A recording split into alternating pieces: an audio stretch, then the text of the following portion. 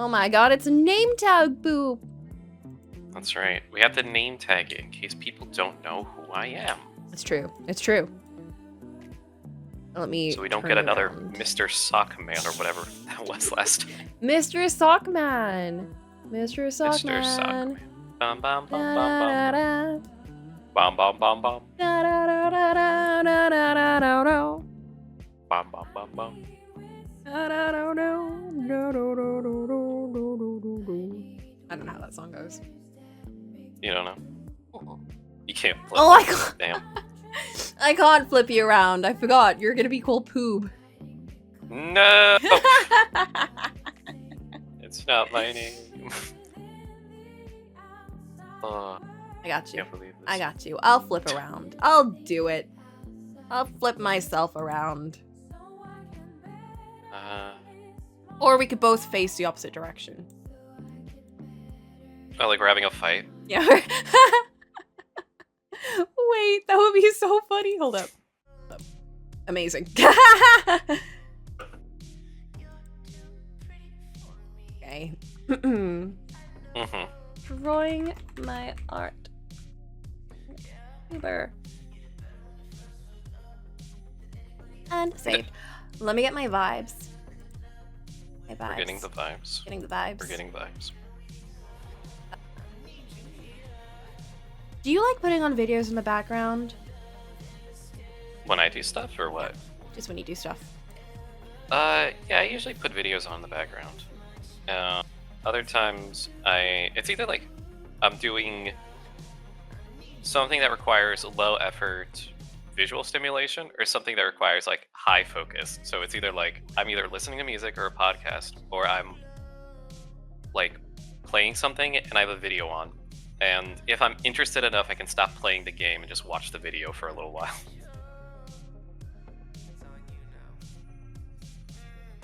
So, full discrepancy here. Yes.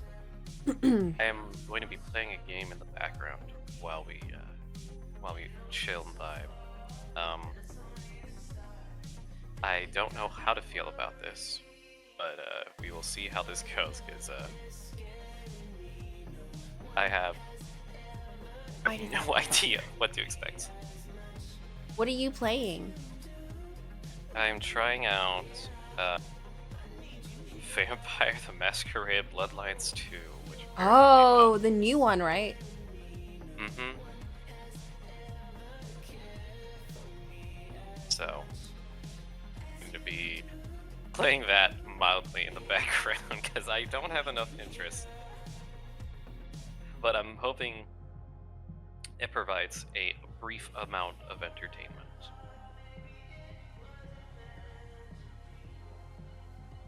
I think that sounds good. I think today I need to find something. Where's my sketchbook? Okay. Rummaging. Oh, there it is.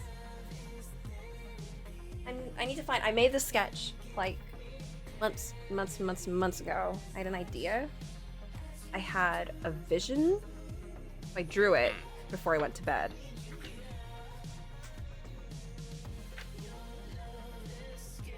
Oh my god, where is it? Found it! Okay. Here it is. I'm gonna recreate it here as a sketch. And we'll see how it looks.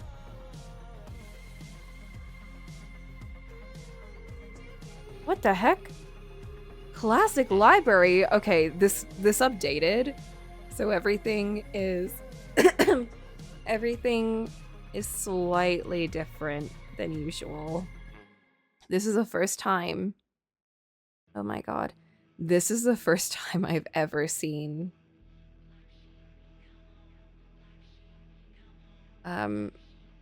Procreate update. The libraries. Procreate library. Oh, there's all Procreate stuff. Oh.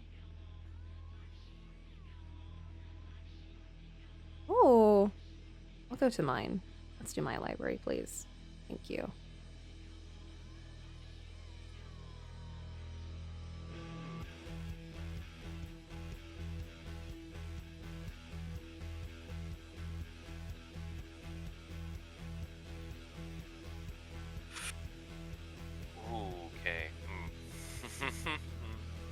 Maybe it's...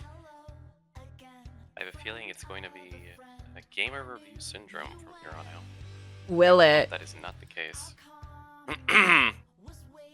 It's a thing of like, I have a sinking suspicion that we're looking at the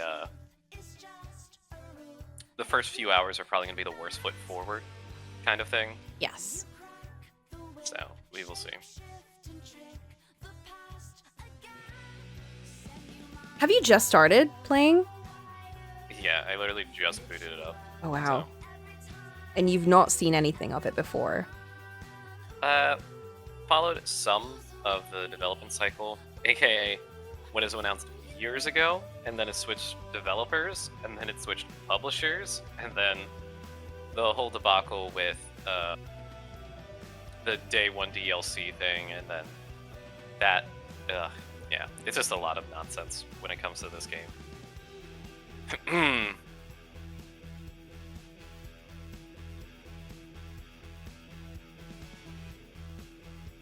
Standard attack.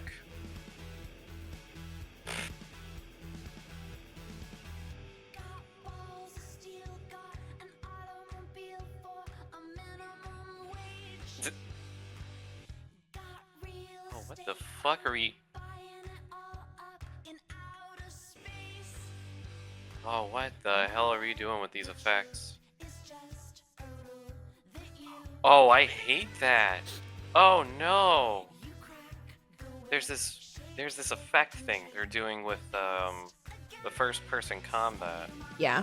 In which the camera gets more fisheye lensed the more you swing. Interesting. I turned that off. Oh no. Doesn't look like it. How do you feel about games that do stuff like that? Like the damage effect, but like it affects your screen and everything? I used to put up with it. Now I'm just like, I'm so tired of it. Especially if they want me to be like locked in. It's hard for me to stay locked in anymore if it's just like, oh well, you know, now there's blood smears, a heart like pumping sound effects, like alarms going off in your brain. Like, essentially the sanity meter from Amnesia, right? Yes, that's a good example of it. Yeah, for reasons. Although I know that one was supposed to make you feel uncomfortable. It's supposed to set the mood. Oh no, they have movement sway too. These are all options I cannot turn off. Also, I should make mention now that this is an Unreal Engine 5 game. So, buzzwords, buzzwords, buzzwords. I'm not expecting it to be anything spectacular. I have not been impressed by the Unreal Engine 5. So, hopefully someone learns how it works. Ooh boy, I love this. Ooh, this lag wall here. That's very clearly a spot where they're loading in the rest of the level. And I can just keep going in and out of it, and the game just like stops for a full second. Ooh, lordy. So how have you been, Coco? Are you feeling any better today? I'm feeling much better. I only really took one day off, to be honest. But I remember this weekend was horrific. And then Monday was a little bit like, not great. But then yesterday was completely fine for the most part. And then today, I had this one girl that is just never in school, and I was like, is she gonna be in today? No, she's not in today. And that was my only thing really, like my major thing to do today. So the rest was just like giving notes, doing like catch-up calls with people and all that stuff. It was very like not super busy day or anything. So yeah, it was quite a nice relaxed day.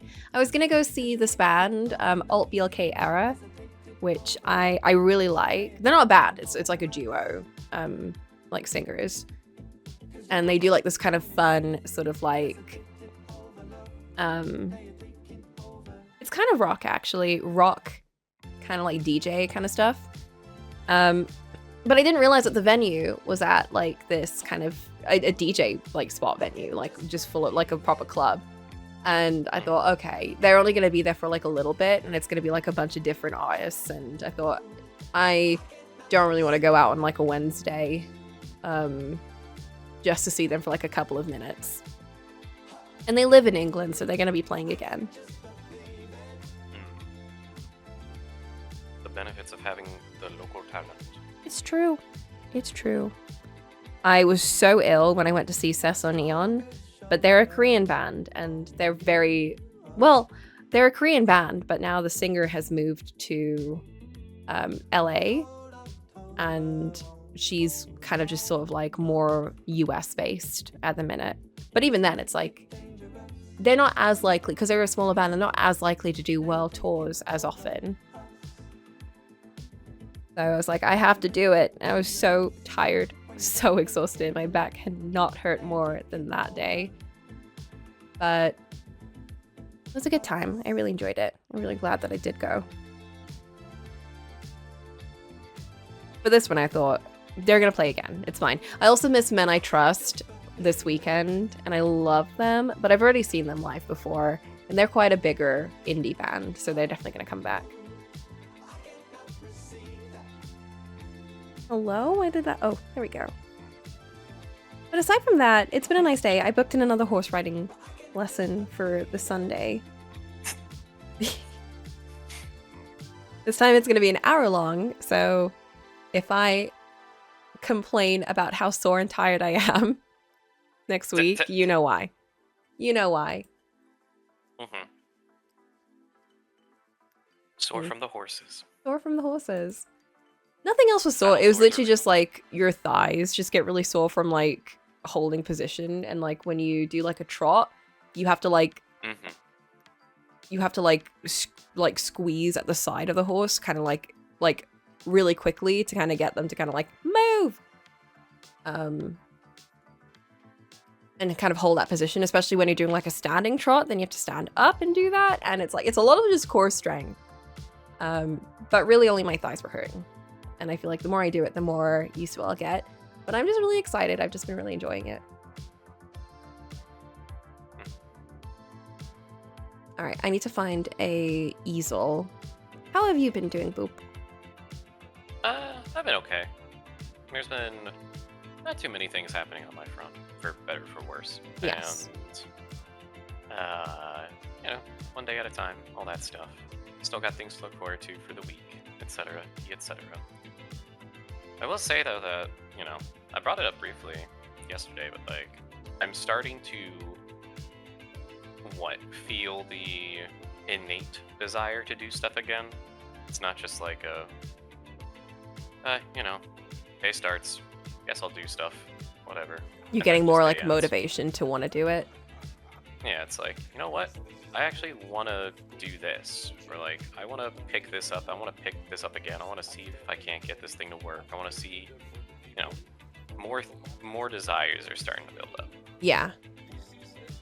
Which that's a very good sign. Very, very good sign. Yeah. I think once you start to enjoy your day to day and just start to look forward, like even if you're planning little things, and you're just like, I'm really looking forward to that. It's such a game changer. And it's such a good indication of like your current sort of mood, but also your current like mentality that you're getting out of that kind of feeling of, I don't want to do anything, to actually do want to do. Like, you're not just booking things to book it, you're actually wanting to do it. That's kind of, yeah, that's a good way of putting it. It's kind of where I'm at.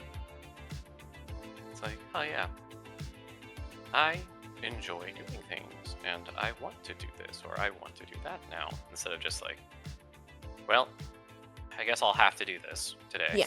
Or like, I guess I'll have to address this now. So.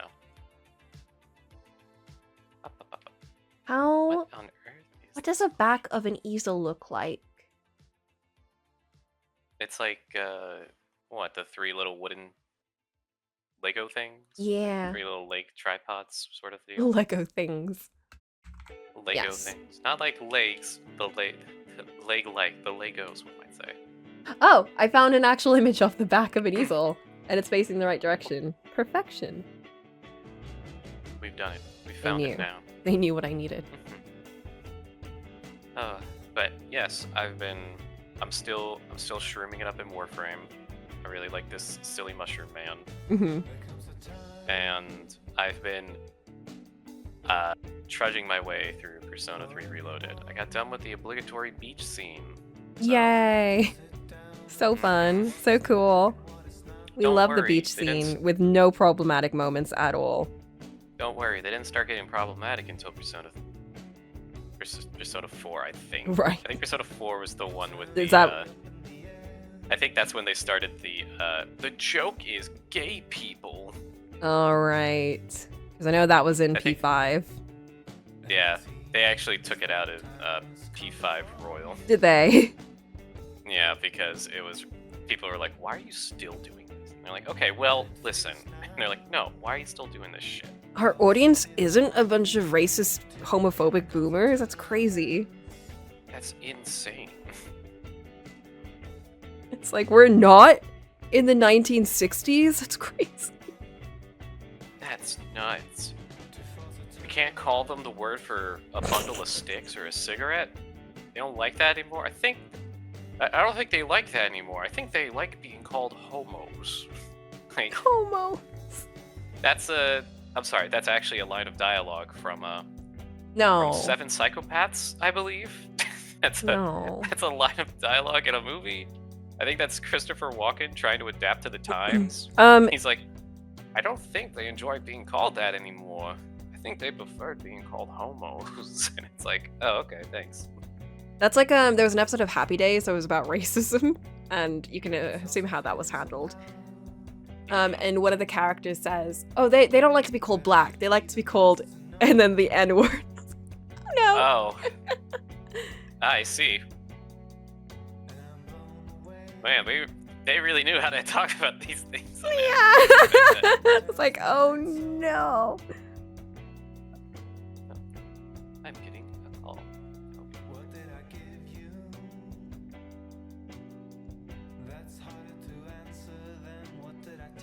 Okay, that seems about right. And then the back of the canvas is like,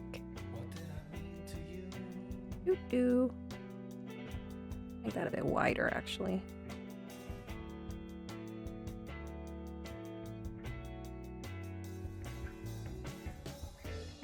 What I wanted to do was I wanted to make her actually dangle a bit more, kind of like she's popping her head out like this.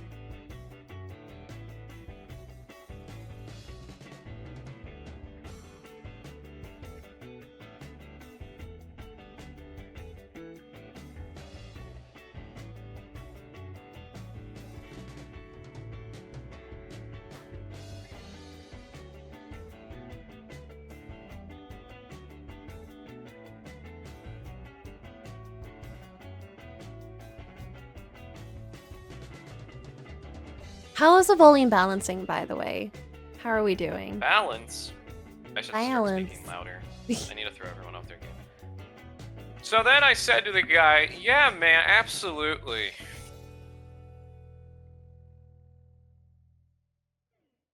Why is Camo here? Do turn you off. What the fuck? Okay. What am I supposed to grab? And then this What am I one, grabbing? all of audio 2 is being used.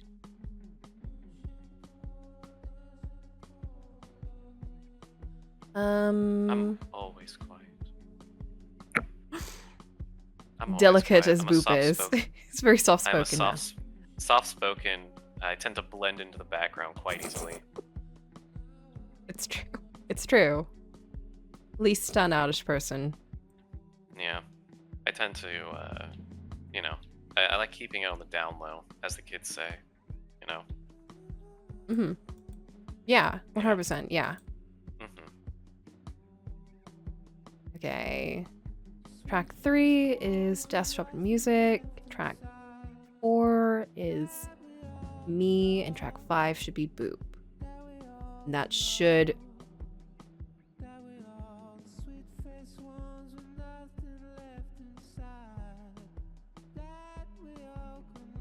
Oh no.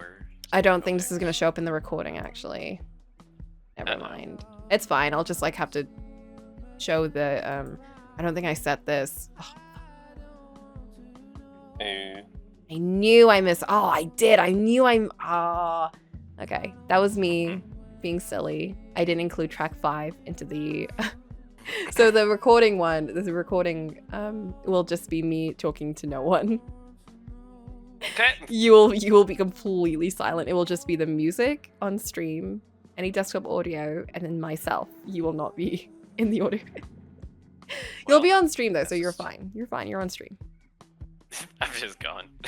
People are like, man, this was a pretty comfy VOD until the streamer just started talking to themselves. Like, I don't know. Like That was a bit weird. The accident was 20 years ago. You gotta forgive yourself. Like,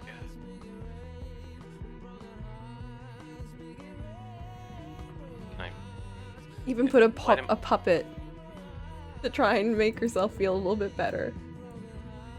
Hey, this is so fucking funny, dude. What the fuck? Okay. So the game just tried to have a tutorial on telekinesis because I got telekinesis powers, right? Yes. I actually cannot. The game doesn't highlight or make it obvious what you can and can't interact with outside the world, which means that in regards to level design, not everything is an independent object. Things are like part of the background, not like physical objects in the world. Yeah. So I'm sitting there mashing the button to do telekinesis, and my character kind of just like I don't know, man. Like, you know when someone in a piece of media has to do like a kung fu based off of like an animal, and they kind of like do a thing with their hands. That's what you're doing all the time. It's like, what? Pinky and index inwards, thumb, pointer, and middle like outwards, and then like that's it. Like that's what you're doing all the time. So when I'm trying to do telekinesis, it's like I don't know how else to describe it. It's like I keep like I'm like limp wristingly flailing my right arm around. Glide? I have a glide? I wish I could see this. I wish I could see what you're talking about. It's very funny. Okay, well, you'll see where this goes. Oh my gosh, we got like a bird spray paint. That's fun.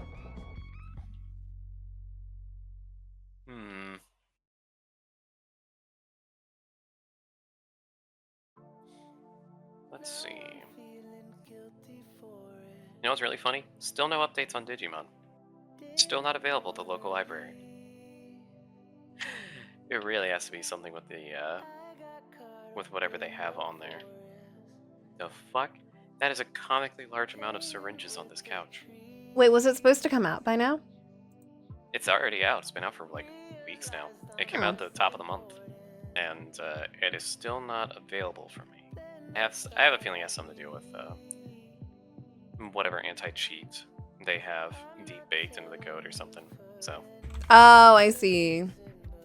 Like that library. Yeah, of course. What other library would I be talking about? This is just how I talk about obtaining media in a completely legal and free way. Right, yeah. I don't know why, but in my head I thought you were gonna do like a Blockbuster kind of library situation where you can like lend out games and stuff, and you were just waiting for them to have Digimon, the new Digimon game, like, in your actual local library. I wish that was a thing still. I would absolutely be doing that, but no. No. Oh, I should uninstall Hades too. I'm done with that now, so. Are you done? Well, I got what Well, I'm done. Like, there's no other, like, plot thingies to chase after. There's still apparently, like, hidden weapon variants that I never got, but I don't know. feel the need to get those unless the game grants me the privilege of getting the dialogue to, you know, to unlock them. So, but yeah, I did as much story stuff as I could. I got the credits and solved the singular big mystery that was kind of in the center of everything. And I just went, neat. And then I closed the game. And then the itch disappeared. Usual familiar itch when you play something new and it has its hooks in you. Mm-hmm. You're like, oh, I gotta keep playing. Oh, I want to see what happens next. Oh, I want to see that. And with Hades 2, it just disappeared. Just like, as soon as I got my answers, it just... I was like, huh. Okay. Woof. Oh, Well, how many hours did you put into it? Let's see. It looks like about 47 hours. So that's a good amount. Yeah.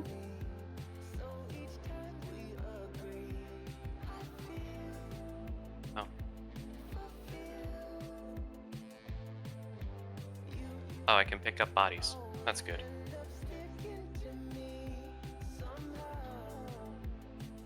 Nice. Can I... What's the range?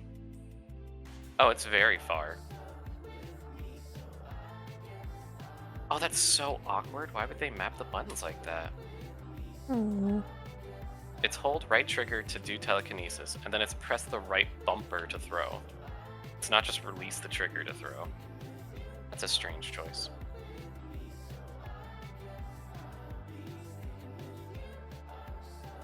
Strange. Oh, man. Yeah, no, don't worry, Flint. If you got pissed off with Hypnos in Hades 1, you're gonna love it in Hades 2. Strike from Is it like above. RNG dialogue? Sometimes, yeah. Oh. The game will tell you that, like, oh, you know, you need to do, like, X or Y thing in order to, like, start something, or, like, there's a vague hint of how you proc it, but it's never, like, set in stone.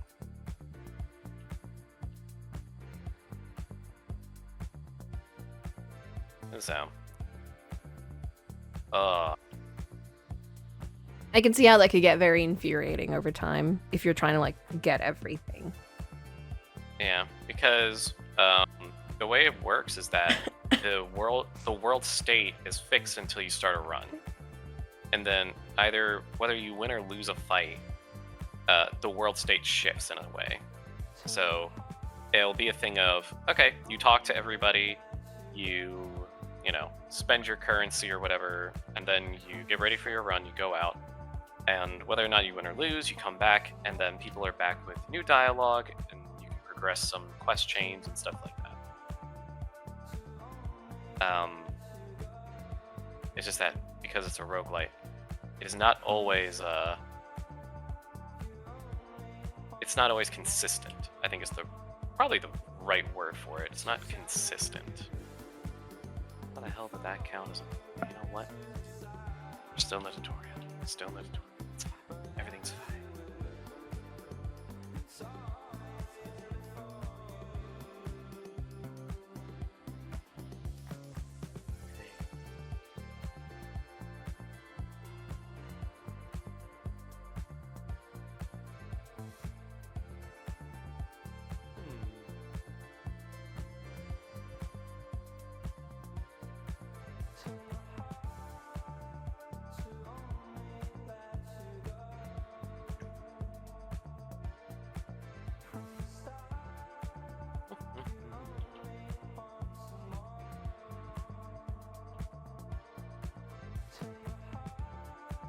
She looks so grumpy, peeking her head out like, why would you disturb my art and speak to me? Stay still. It's like you're yelling at whoever you're sketching. Stay still. Stay still, stop moving. swear to moving. God, if you move one more time.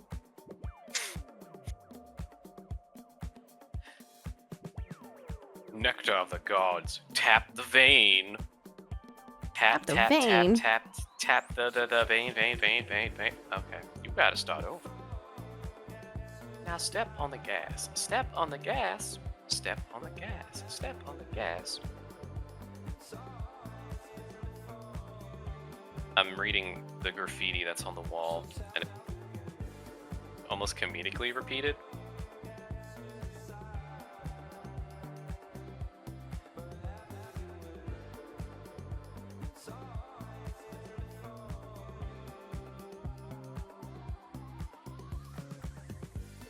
How's the writing for Vampire Masquerade 2 so far? I haven't really interacted that much with stuff, hilariously enough. It's just me. I talked to one person and he was in my head, Right, as we are. and that was kind of it. Every other thing has just been like brief NPC reactions of just like, oh, what are you doing here? Oh, you can't be here. Oh, okay. And then I don't know, a fight breaks out, and Oh. that's it. Of course.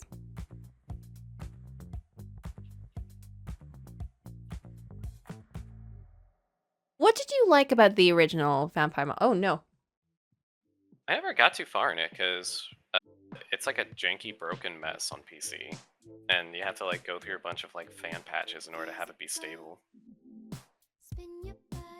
So I don't know too much about how the original game played, but from what I saw, it was definitely not about the combat. It was definitely way more about the just the absolutely weird world that they made, and interacting with everything and seeing how people responded to the characters in writing. Yeah. It was a mood and vibes game over functionality. But I knew there were guns at some point. Because I know people really, really liked the original. Mm-hmm.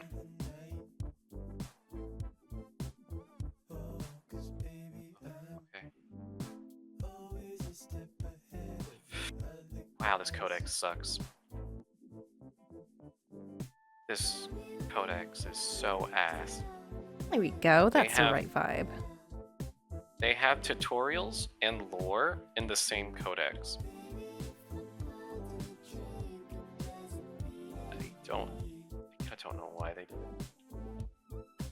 Kind of very you can tackle things in a very weird and wonderful ways kind of approach. Like you can do whatever you want to kind of get where you need to and get very creative. It was a very...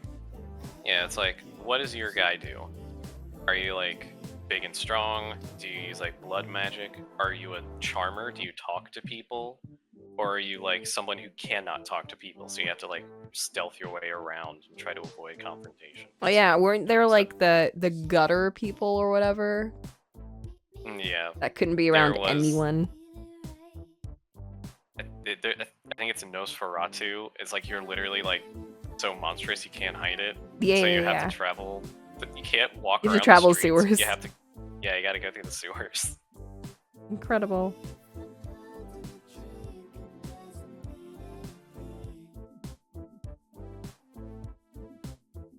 Oh, we got title drop. We got to a roof, and then title drop, and now loading screen. We're going to the Vampire Masquerade 2. We're going to the city of Seattle.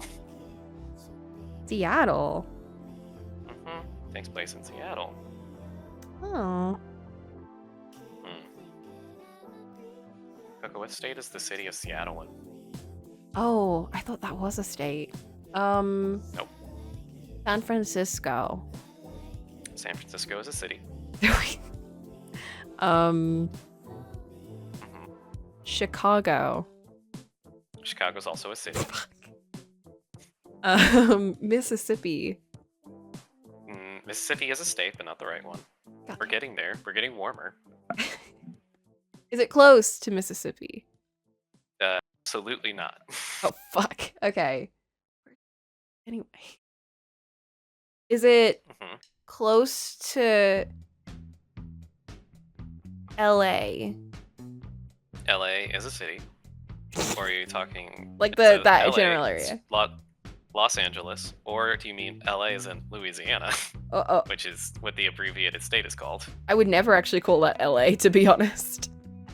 It's just whenever it comes down to postal and postal stuff or Yeah. writing out addresses.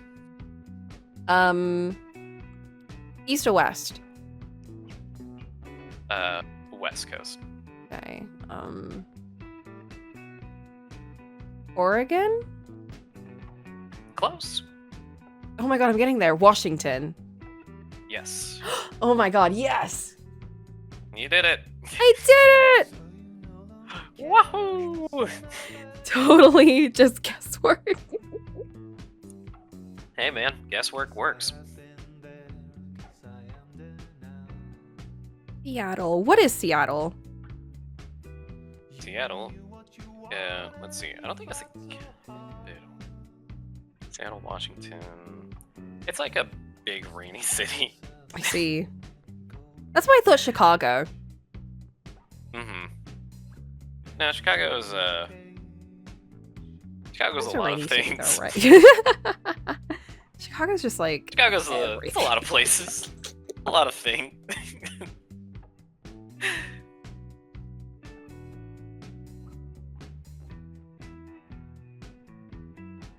Okay, this is coming together. I think I got something here. Hold up. We're doing it. Hold up.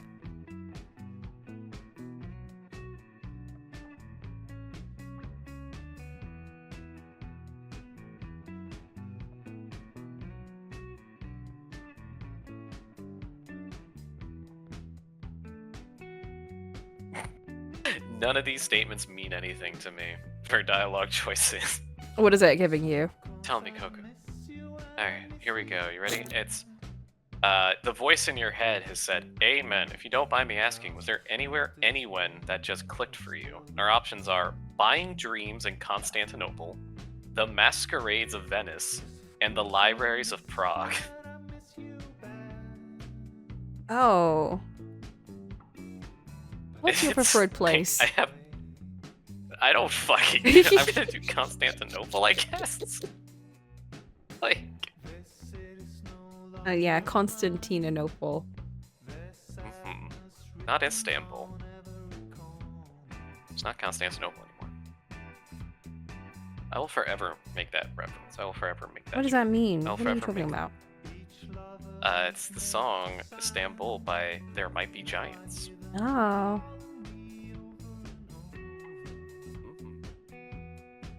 Istanbul, not Constantinople. Istanbul, not Constantinople. It's been a long time gone. Constantinople. Is it actually? Yeah. It's a song about places that once were named other things by people who conquered them in the destruction of history alongside it. Ah, I see. Yeah, all of There Might Be Giants' work is entirely based in history, historical events, and just like a weird. It's a weird literary mishmash. It's very funny. They love doing that thing where it sounds like a normal song, and then you just decide to look at the lyrics and you go, "Oh, this is about the Cold War." Oh, I see. Okay. It's like stuff like that. it's like that Ethel Cain song, American Teenager, and everyone was like, "Oh my god, this is the summer song of the year." And Barack Obama was like, "This is my go-to summer hit." And she had to be like, "Guys, this song is literally about war and oppression." And the failed system of sending everyone into like the military. Oh. Guys. It's like when politicians use Fortunate Son, and it's like that song is about not dodging the draft and being dragged into a war that you don't want to participate in. Oh my This is not for the god, people guy. who were able to avoid it. It's, guys, please. No, but it sounds American. That's not the point. Like, no, this is about why it's not great to be American, actually. Oh boy. I think that's my favorite part about American culture is that, like, for every ounce that we try to shove down your throat of, like, we're so proud to be American, there's like 100 more pieces of anti-cultural media to, like, counteract it. Yeah. It's really And funny people- because, like, a lot of TV shows... I've been watching a couple of sitcoms recently, including, like, 30 Rock. And Oh yeah. that's an interesting show for sure. Oh my god. I keep watching it. Pisses me off, though. There are some bits I'm like, I like that. And there's so many more bits that I'm like, what the fuck? I was really It's a shocked to more find hit or out... miss comedy. For sure, yeah. There are some bits I Thanks, just Tina think, Fey. that's really clever. And then everything else is just, you really didn't think about this for more than 2 seconds. Or like, haha, the joke is that it's offensive to everyone. But as someone that really likes cringe humor and things that about like someone saying something terrible and then getting like whacked on the face or like having something worse happen to them, like Always Sunny, like every episode of Always Sunny, they're the most offensive. Like, they're literally horrendous, but they're funny because they are very aware of what they're saying is terrible. As in the writers and the character, they don't want the characters to get anything good from it. The characters don't know. They're just like, yeah, this is fine. And they'll even like have episodes where they're like, oh, you shouldn't say that. That's not a good thing to... Like Dee, whenever she puts on like a racist like outfit and she does like one of her impressions and everyone's like, Dee, you can't do that. 2 seconds later, they're doing something like 10 times worse. It's like, you know, the characters aren't aware of it, but the writers are. And that's the difference. It's like they're aware that this is terrible and none of the characters get out of that episode, you know, feeling good about themselves. But in 30 Rock, it's like they'll make a joke and it's like, teehee, we just deported someone accidentally. Oh no. Oopsies. The Credits joke roll. Is that, guys, the joke is that he's a Republican. Oh my god, yeah. It's like the amount of like Republican bits in there. And I know that they're making fun of Republicans, but at the same time, yes, one of your main characters is a strong Republican and he gets like literally everything he wants. Who benefits from the system and also gets to be the protagonist. And anytime he has any flaws, it gets like mildly hand waving or treated as like, guys, it's not that big of a deal. It's a joke. Yeah, yeah. And The other like, thing that I found kind of annoying was like they have 2 main black characters in the show, and the big joke is that one of them is like a Harvard graduate, but he's so boring and he's not black enough. Like, that's his whole joke. yeah. Oh, you're not black enough. Yeah, it's just like, guys, really. And the other one is like, oh, he's like every stereotype in existence and he loves it, so they can make him do anything they want, but it's like he endorses this, he loves it, so it's fine. And it's like, we're not really. I don't know about that.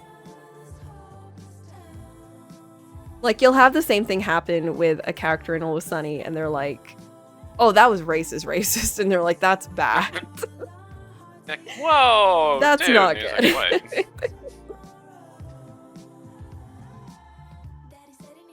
Outstanding stuff, everybody. We've done it. But yeah, the one thing that gets me is that like every episode will have like, you know, these really horrific things happening. Like, they're just like, we don't like these people, blah blah blah. But the second they say anything anti-troop, everyone's like, whoa. I don't know about that. It's just like the America fever kind of surprises me all the time. Like, that's the limit. They can't make fun of the Americans or the troops or anything like that. That you can't do that. Yeah. Oh man. Hi, Dabood. Yeah. Thank you. Oh my goodness, hold on. Do you have my chat hidden? Do I? No, I actually have the stream up. So. Oh yeah. Do you want me to just share? Nah, it's fine. Okay. Nah, it's fine. So like, we're not playing a game, so I don't really need to share that. It's true. The troops. Not the troops. The troops. So, I can, like most things in normal conversations, I can relate it to wrestling because it's a special ability of mine. But the troops have always played a very funny role when it comes to the WWE specifically, because they actually had, in a post 9/11 world, they had a special event called Tribute to the Troops, where they would go to an active war zone and hold a show for the troops there. So oh my god. there are stories of them going to, like, you know, Afghanistan and Iraq. What? And there would be a bombing like a block away from where the show was held. What the fuck? And they were just like, no one was hurt. And they're like, are you okay? Except the people in those buildings, I guess. They don't matter. Well, you know. Oh my they god. weren't the show, so it's They didn't pay for tickets, so.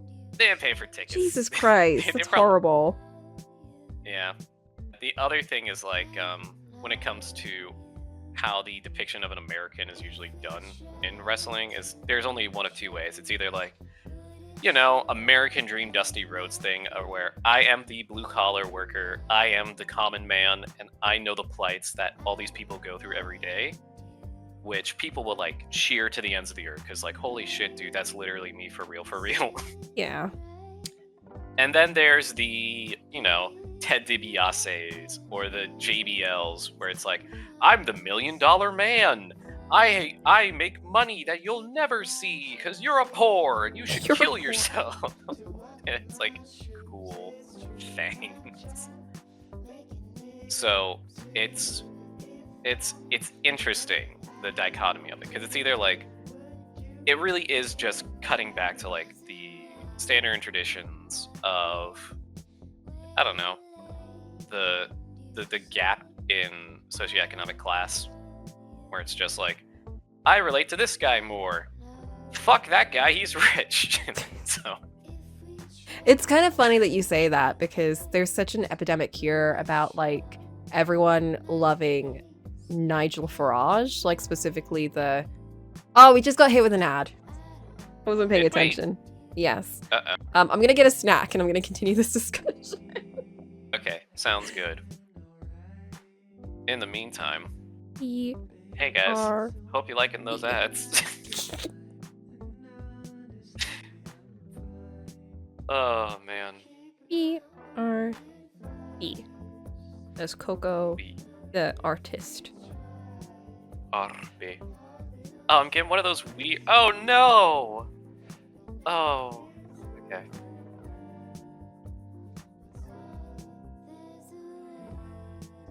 Getting one of those weird ads that's just like a still picture of a product, and then like a vague like wave format to show that someone's talking about the product. Ew, I hate those so much. It feels like the new generation of like AI slop commercials. What the... Welcome back. I have a smashed burger. Why? How'd it get that way? Someone smashed it. That's unfortunate. Did you ask him not to? No. I told him to smash it. Oh. Oh, okay. You ordered it and you came back upset that it wasn't smashed enough. I went back. I told them, please smash this more. They pulled out their mallet. It was Gallagher the whole time.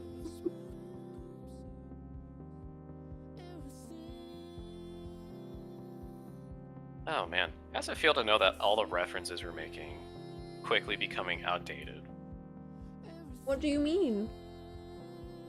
Because, like, a fun fact, Gallagher died in like 2022. So like, who even knows who Gallagher is anymore? The youth aren't gonna know. His legacy will forever only be brought up in whatever weird animated comedy the kids are watching these days. And that's like it. They bring up stuff that are like too old for what the show is. Yeah, it's like, I don't know, like it's like a Family Guy sketch almost, where people are just like, they bring up something wild and wacky, and people go, What even was that?" And then someone gets curious enough to look it up, and now they know. It's like how you know Sam and Cat, the TV show. Oh yeah. For some reason, there was a constant running joke of comparing the characters Sam and Cat to Shirley and Laverne from Laverne and Shirley, or Shirley and Laverne, whatever it was called. Oh yeah, Laverne and Shirley. Yeah, which was the spin-off show of Happy Days, because they showed up in Happy Days, and they were like, we should give these two girls their own show. That show came out in like the 60s, so the audience of Sam and Cat are teens or, you know, tweens in like 2007 or whatever, whenever that came out. Yeah. There was a whole episode where Shirley and Laverne actually came on the show too. And it's like, I don't know if these guys are gonna know who these two are. Huh. Well, here we are, I guess. And so I Oh, don't know why. I don't know why, like, they would do references like that. Because a lot of old kids' TV shows would do stuff like that. But the shows weren't, like, mature enough to have, like, an audience of adults watching it, too. hmm. So I never really, never really got it. I guess at that point it's like, for the parents? Well, I mean, I guess all of the super inappropriate jokes were also for adults, too, so. Yeah, When you it's think true. about it, I guess they were just making the show more for some people and not the actual target audience. This is for us. Wink, wink, nudge, nudge. What a Thanks. weird, what a Dan Schneider, man.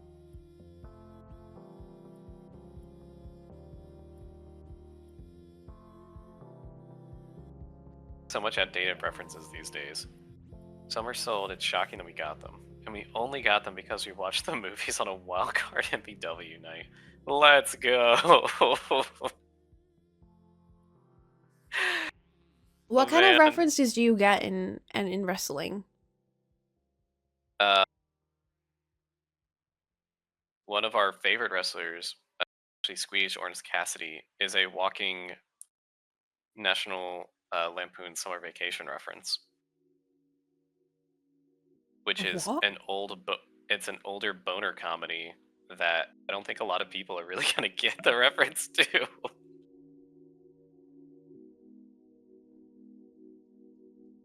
That's one just like just right off the dome, but I'm interested to see what in specific Flint is making a reference to.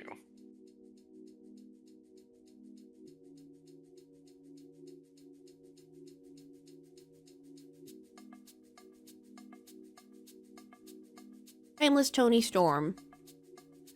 Oh yeah, Who is the entire Timeless Tony Storm? Timeless Tony Storm's entire joke is that she is from the Stage 7 at Warner Brothers Studio, which is where they used to make like all the big movies back then, like all the big black and white movies. Oh. So she's just a walking reference to a genre and time in Hollywood that has long since been dead. Like, she comes out, she hits the ring, and they literally made a filter just for her that makes everything black, white, and only highlights the color red. Oh my god. So that's her, and she's the greatest. she's just the greatest to ever do it.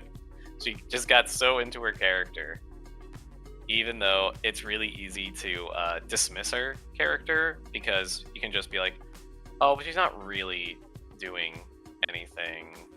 You know, she comes out every day and she's just like, I love sex and loving people and women and men and old debauchery, but it's like just the willingness to commit to the character that I think is really astonishing to it, because there's so many people that are like will claim they're a character or try to play something and then absolutely wimp out of it right when it's like, okay, this is the make or break, you actually gonna commit to the character? And it's like, no, I'm not gonna. And it's like, How does she commit?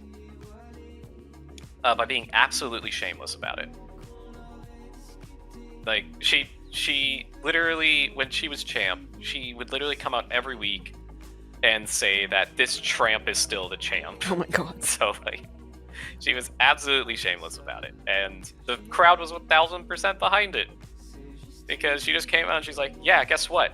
I'm the best, and I like having sex as well. And everyone's just like, yeah!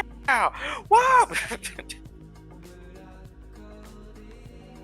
So, find a clip for reference. Yeah. I mean, any one of her, like, various promos are just... It's astonishing, really.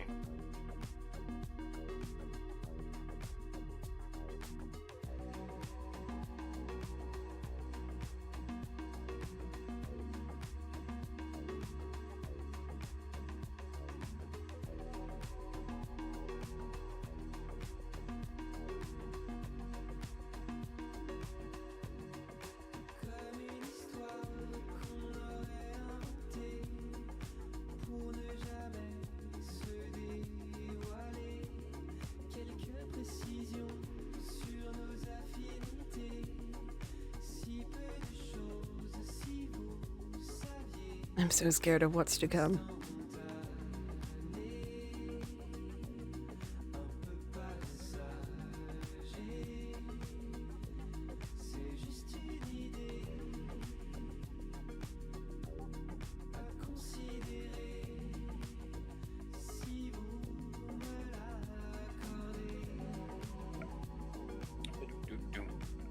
Honestly, I could probably find a clip.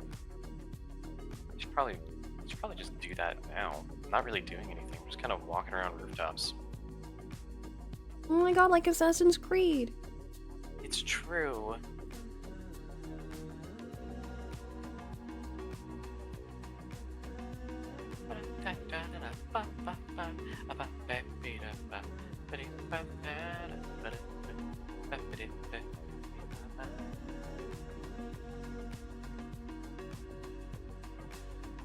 What is your favorite Assassin's Creed? Let's see. I really liked Brotherhood and Revelation, which was the spin-offs of 2. Mm-hmm. I liked Syndicate a lot, hilariously enough. I love Syndicate. And honestly, those are kind of the ones that stuck with me the most. The more I stuck to the mainline titles, the more I kind of just got upset with the series. 1 is just really boring. It's really engaging when it comes down to like the plot and stuff, but it's so boring and poorly executed that it just kind of like ages like milk. Yeah, I couldn't finish 1. 2 is the shiny new car. It did everything better, and it was really fun.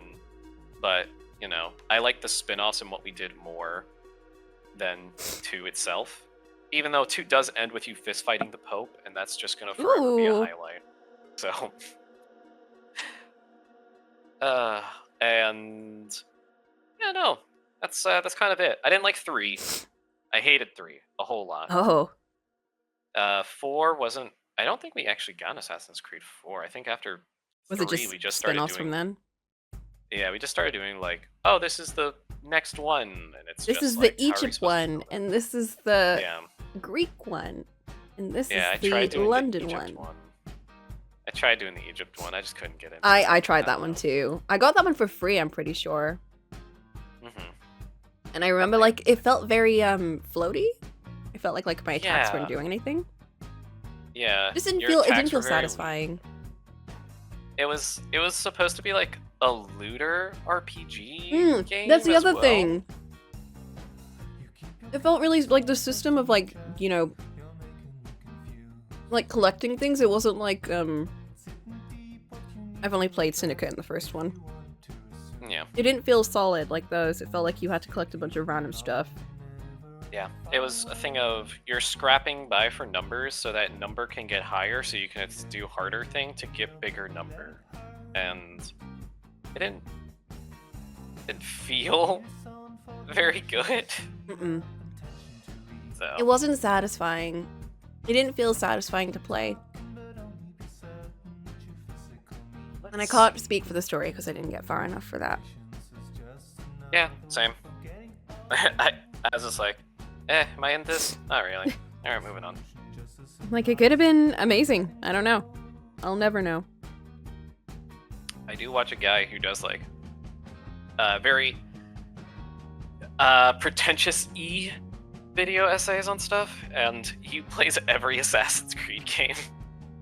And he played the Valhalla one, and I can safely say I would never have expected in a million years for that game to go in the direction it does. And just seeing this very like this man with a very soft-spoken accent talk about Assassin's Creed Valhalla in these ways, and saying, I never really expected to feel these ways about these characters that I know absolutely nothing about, but that's what this DLC does.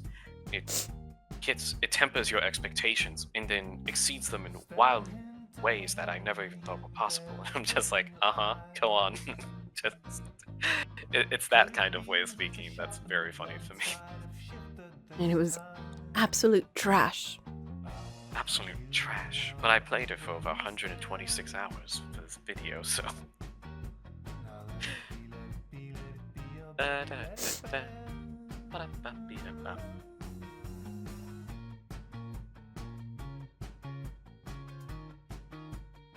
Still going through me.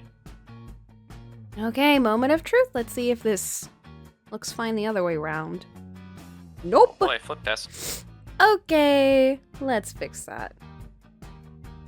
Oh. Rarely have I ever had things look right the other way around. It's not too bad, though. This is fixable.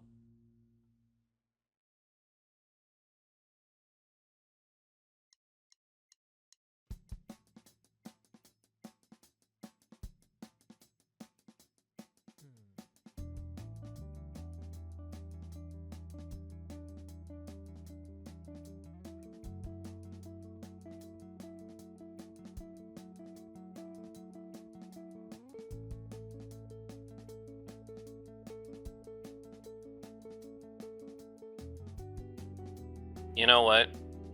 I'm gonna...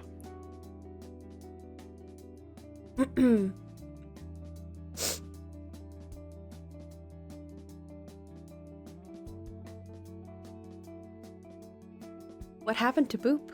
I feel like he was about to say something. Oh. This is getting a clip for reference.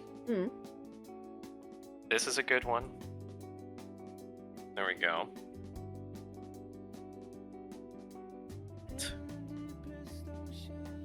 It's a shame that they don't have someone decent working their fucking YouTube channel, because they get entire segments sometimes, but other times they cut some stuff short.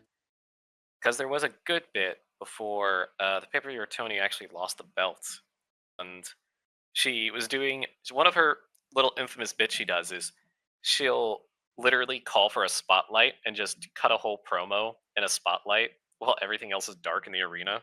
Oh, I see what you mean. With the red and the black and everything. Yep. And then all her competitors stole the spotlight from her. And I'm like, that's good. Damn, she really dressed up for this. She does this every week. Whenever she's been doing this for weeks on end. One of the most epic battles to ever take place inside an AEW ring. Does she go in the ring dressed like that? Sometimes. Honestly, her pay-per-view attires are even more insane than the stuff she wears. This slut you can't rebut. What, the slut you can't rebut? This bitch you Yep. want to itch. Oh my god. Poetry. This skank you want to spank. Not the skank you want to spend. Philip, you can't wallet. This tramp is still the champ. Oh my god. Does she have a writing team? I have no idea. Sometimes I think this might just be her having fun. Mercedes Money, thank you for going all in with me.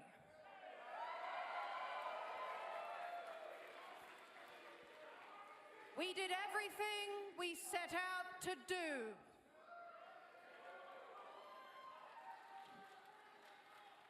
But in case she forgot, I did say before that if she made one false move, I would eat her alive. Like, actually eat her? Well, darling, you were delicious.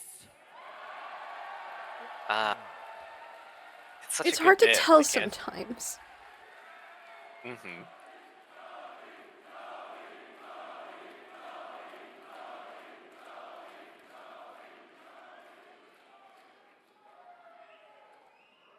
Now, if you want to come back for seconds, and I'm sure you will, then from my lips to yours, this buffet is always open, darling. Even the way she speaks. Mhm. Now, It's got the whole- I'm sad to announce that Luther was injured in the line It's the of old-timey duty. Starlet energy. Mm-hmm. Good. That's good news, actually. I can't tell you what happened, but it requires reattachment surgery. Oh. Yikes. Just one guy like, oh.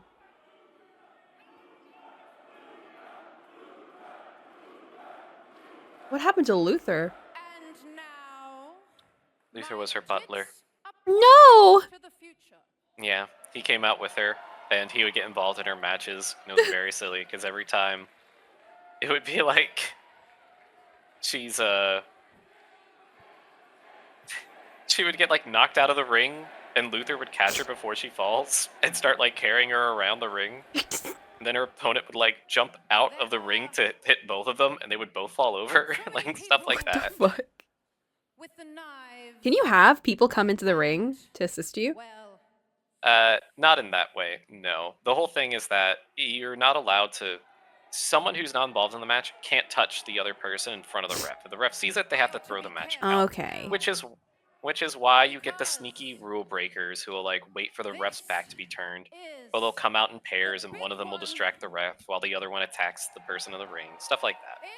It's all part of the flow and narrative of the dynamics between someone you're supposed to cheer for and someone you're supposed to boo for.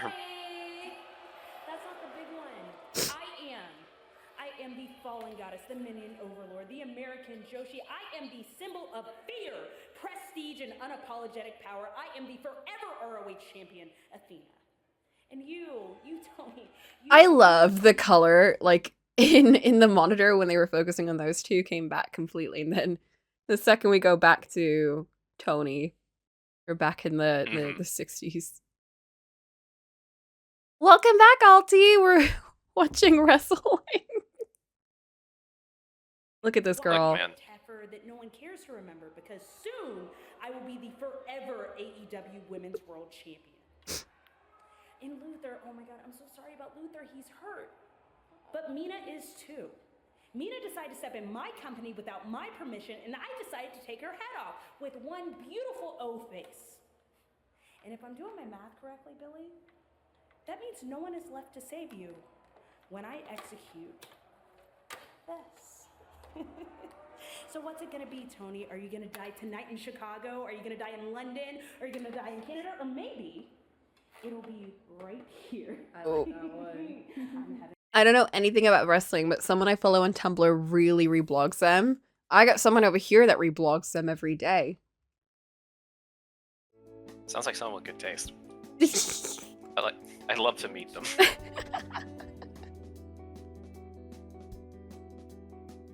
And the crew just grows more.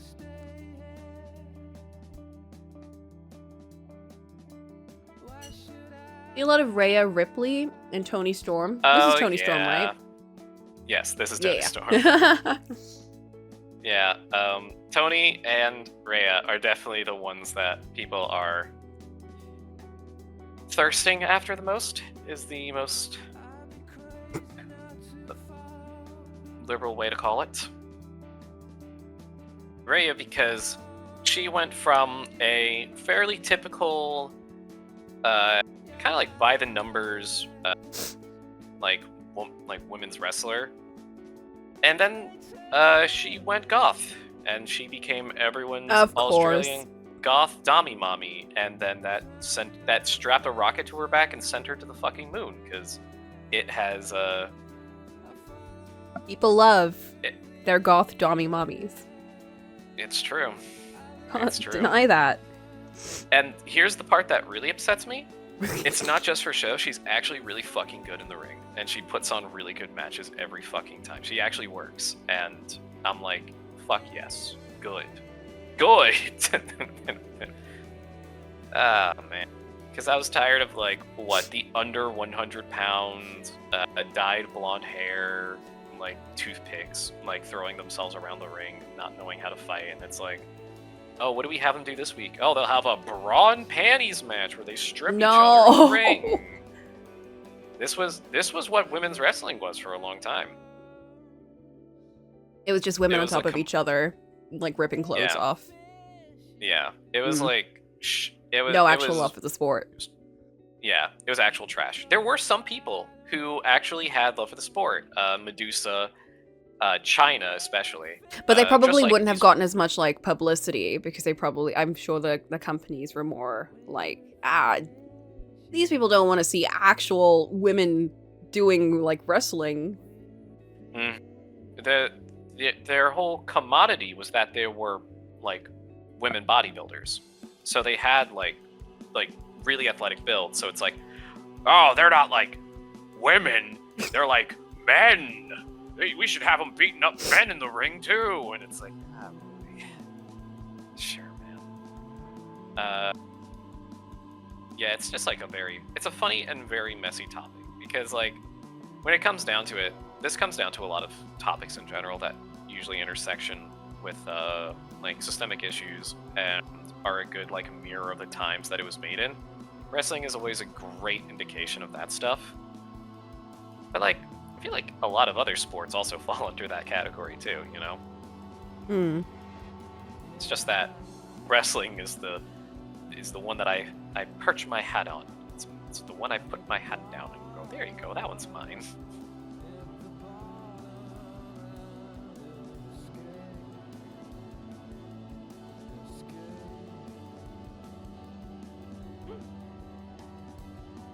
I really don't keep up with sports that much, now that I think about it. I mean, there's no real reason to, unless people are like loudly talking about it in circles that you're a part of, you know? No. I think most of my friend groups don't really care about like the sport here, which is football. Thank goodness. One of my coworkers is like quite an avid fan of like one team. But she doesn't even talk about it that much. She's more interested in like music and things like that. She's more of like if she were to label herself, she'd be like music, grunge, like gigs, that kind of thing, not football. You know. Interesting. Yeah. It's just something that happens to like... It's just like everyone here kind of overlaps. Has to be in a team. And you have to be extremely, like, extreme about your team. Wear the jersey, know the stats, know the players, know the lives of behind the players, know the in-jokes that get spread around. You have to be willing to fight the other side. That's the other thing. When fisticuffs break out, where will you lie on the battlefield? It's like serious shit. People die like during these incidents. Like, yeah. Manchester in particular is quite terrible about it. They've got like I think the most feral, I'm gonna say, like fans. Gosh.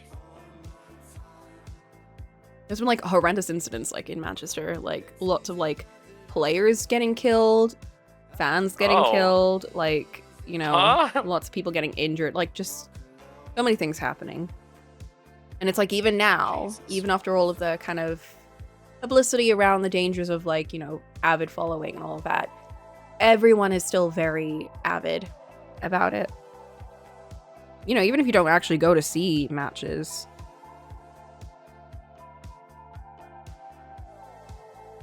Even if you actually don't get to see it, it's Even if still you like don't a culture. care.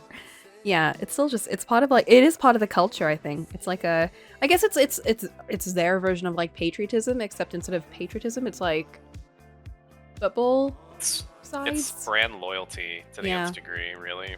Really, really. It's like, oh, we won. It's like, no, you didn't. You sat there.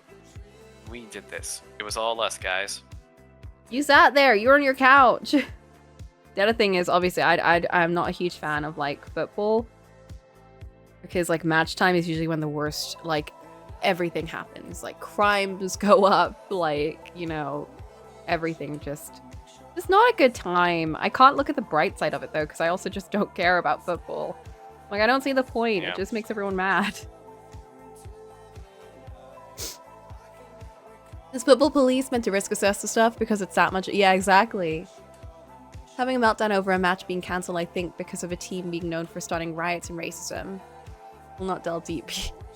I didn't know about that, but considering the state of the UK at the moment, it's just like it's just everything. We are not going well here.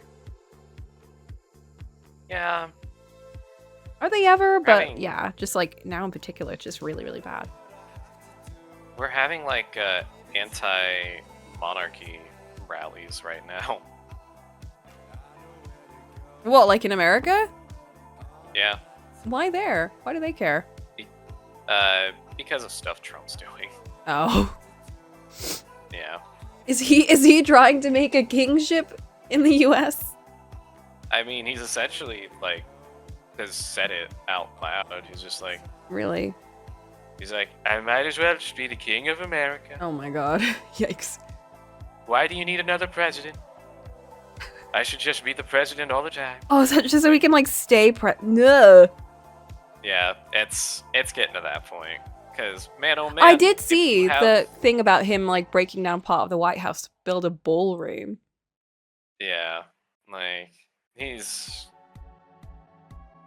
doing everything in his power right now to keep people from pushing on things that people have been constantly bothering him about. The more absurd, the better. Oh You know? no. That's not great. It's a weird time. I think we're just living through. I keep saying this, but like I'm tired of living through history. Can we enter like those parts in the textbook that no one talks about? Yeah, the bits like, that like nothing the happens. in-between eras. Yeah, like can we get to that sooner, please? Because like I'm tired of living through history like this. What if this ends up being a big blip and actually something much, much bigger is about to come? Oh man. That's like the worst bit, right? Where you're like, oh no, nothing could be that. And it's like this giant iceberg just like lifts out of the sea. Huh. So you're telling me the fishmen were there the whole time? They chose now to come out. You're like, oh yeah, remember when COVID happened? Like, you know, 200 years in the future. And they're like, know. what was COVID? And they're like, I don't remember that. I just remember like this giant incident occurring. They treat it like they treat it like measles or mumps. It's like, oh Where yeah, it's just like, how did people get this? What are you talking about? That's so dumb.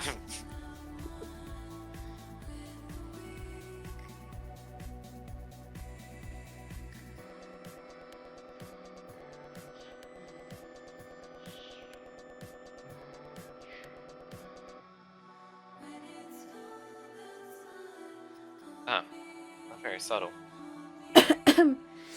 oh yeah, I remember what I was gonna say before I went on break. Oh yeah, we were talking about something. We were, and I completely forgot because I got distracted by my suitcase. It's a really cute suitcase, by the way. Mhm. But a lot of like, you know how like most people who are very like, you know, like we want more money, They're not gonna be like, I want the rich to be richer. They're like, I want money. Over here, a lot of the kind of conservative crowd, like working class people who are like in poverty and everything, are all falling behind Nigel Farage, which if you don't know is like uber rich, just like the elite, the 1% of the UK. Oh, the rich apologist because he himself is rich kind of thing of like, I don't know why we need to apologize for being what we are, and that is an upper class of people. That kind of shit. And he's very much like, you know, hates the gays, hates like women, hates any immigrants, just like that kind of person. Hates the poor as well. And a lot of Great guy. the poor conservative side of the UK has just been like enamored with him as of recent. Specifically around his like new claims of like, the immigrants are the evil ones here. They're the ones that are like hurting people and causing abuse and blah, blah, blah. And that's why we've gotten the new reform. It's the whole movement where a bunch of people are like trying to kick out anyone who's like coming here as a refugee. They like camped outside of hotels, like waving flags, like blasting music, blasting Prince, which is funny because Prince was an immigrant. Yeah, I was about to say, we're really missing the point here. It's like, you know, for these poor women who've literally run away from like horrible situations. And it's like, yeah, we're definitely protecting the women and children by what? Attacking these ladies who have done nothing? Yeah. Yeah, really making us feel safe there.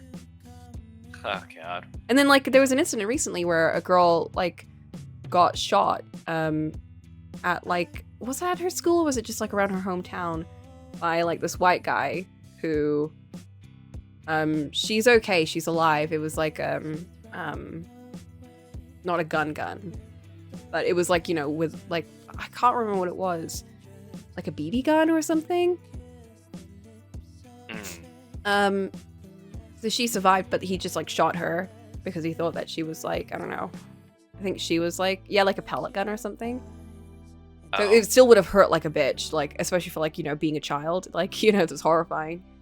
Yeah. I think she was, like, not white. I can't remember, but, like, this is how you're really protecting all the white people here from this child. But don't you know, Coco, they're the most oppressed minority of all. Oh no. Gamers. No! Stop it. That's a quote from Batman Beyond. Really? Yeah, that's where the meme comes from. This is the most oppressed minority of all. Gamers. Get out. Flies away. It's so bad, dude. Not the poor gamers. Man, people who've never been victimized wanting to be a victim so bad. Literally. The romanticizing of it.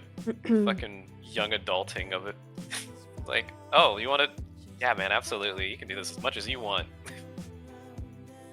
You can take all of it. Like, Yeah, man. I certainly don't want that. You can take all of that from me if you like. Exactly. You know what? I could stand to lose some heat. Like, you can take it off of me. It's crazy because I feel like a lot of people who are marginalized and, you know, actually oppressed kind of avoid talking about it when they can because they just want to live a normal life. Yeah, man. And you have, like, they don't want to deal with this. Not the poor gamers out there complaining about everything. Oh no. With the glass ceiling broken, all the oppressed groups shall prosper, especially the most oppressed group of all, gamers. Fuck off! Oh, that's so annoying. Oh no. He had like the nasally voice and everything. Yeah, there it is. The most oppressed group of all. Gamers. Oh my god. Oh man. It's very funny. Anyways, I'm just kind of walking around in this game. Nothing about it is necessarily offensive or bad so far. It's just kind of like, yeah, we're just doing stuff. We're running through snowy streets. We're beating up ghouls and stuff. It's like, okay. Is Seattle snowy? Yeah. It's close to the Canadian border, and it's also close to the ocean, so it gets a lot of snow and rain. Oh. Mhm. Seattle, hilariously enough, is very important to grunge culture as a whole, because it's where a lot of major bands for the time started off there. Really? Yep. Like who? Like Nirvana. Oh, okay, yeah. It's I'll do it. Nirvana, Red Hot Chili Peppers. Let's I see. love them. Oh god. Oh no, I'm forgetting the name of it. Pearl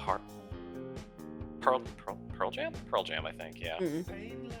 Just like a whole bunch, like a new wave of music came from that area, because it was like the environment, the politics, and just like everything at the time was like the perfect boiling pot for like just music that's just people just yelling out frustrations, just like getting everything out. And what a shock during a time where people have been continuously losing faith in the government since like the fucking 30s. Like it's very funny. It's just, for me, the I guess just like the grander perspective of it as a whole is always fascinating to me, to just be like, oh cool, so we were like just never okay with this. Got it. No. No. We've never No, been it's not okay. like the woke youth nowadays, the woke zoomies with their woke opinion. It's like, no, everyone was always like this. Like, this side of the country was always like this. Just like in the UK, there's a lot of old people who are speaking out against all of this stuff, who are like, this is not okay. Like, this whole reform, not okay. It's embarrassing for us that all these other people are doing this. It's embarrassing that, like, so many young people are taking part in this. Like, people in their 20s and 30s are taking part in this. It's like, what are you doing? Yeah, that's always the... I mean, it's a constant thing that people will say, but I think it really sings true that it's like, yeah, the youth are major players nowadays when it comes to like any form of movement. You can't just blame like, you know, the elderly, like, you know, you can't blame everyone like that. Like, everyone is a part of this problem. If you're getting involved in this and you're actively pushing this agenda to other people, you are a part of the problem. It's not just like, you can't just blame, you know, to people who are like on their deathbeds. Yeah. That's the worst bit, because it's like you have so much access to information. You grew up in like such an information age, and you're, you know, how did you get here? Right? How the hell did like you reach this from everything that you've seen and heard? A lot of it can also come up in like coworkers or bosses that you don't respect, or like, I guess, family members that you just like, you look at everything that they've gone through and you're like, how did you wind up like this though? Yeah.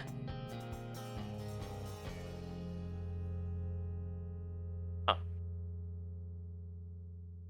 Another dead body. There was I'm good at first seeing this. I got together with some friends recently who are like teachers, and one of them was talking about this lady who works with like really like the I don't know what you guys would call it. We call it like Thrive, or like the kind of like place where kids get very anxious or like need that kind of extra emotional support go to. Very vulnerable kids. Did you ever have like a room or like someone at school who you'd go to for like immediate support, or like, you know, just to stay there if you're having like a meltdown or something? I don't think they ever really had an official term. I think it was more like, because I never went to Is this a public school that you're referring to, or is this like a Yeah, private this is public. thing? Not in a public setting, no. I think if most part, whenever anything went down, it became a thing of you would tell your teacher. If your teacher couldn't handle it, they'd pass the ball to the guidance counselor, and then you'd go to the guidance counselor. Maybe it's a guidance counselor thing then. So, she's not a qualified counselor or anything, but her job is to kind of deal with like the most vulnerable. And she works alongside my friend, who is like part of that role as well. And my friend was just telling us about like all the things that she's overheard her say, including this girl who came from I can't remember, somewhere in Africa, and had gotten very bullied over like her skin and everything. So she was very like traumatized over that. And this lady was like, oh, let's pair her up with this girl who's like this kind of ambassador, kind of, you know, someone who's like assigned to kind of help other kids and all that. And it's like the only other black girl in that room. And she was like, because she'll get it. Like, you can work with her because she'll get it. She'll understand. Mm-hmm. And then the other thing was when they were complaining about like the flags outside of their neighborhood, and you know, the whole like reform and blah blah blah. And then she was just like, I like the flags. Okay. Like, you should not be working in you should not be working with children. Smacks lips. Okay. Sighs. It's embarrassing.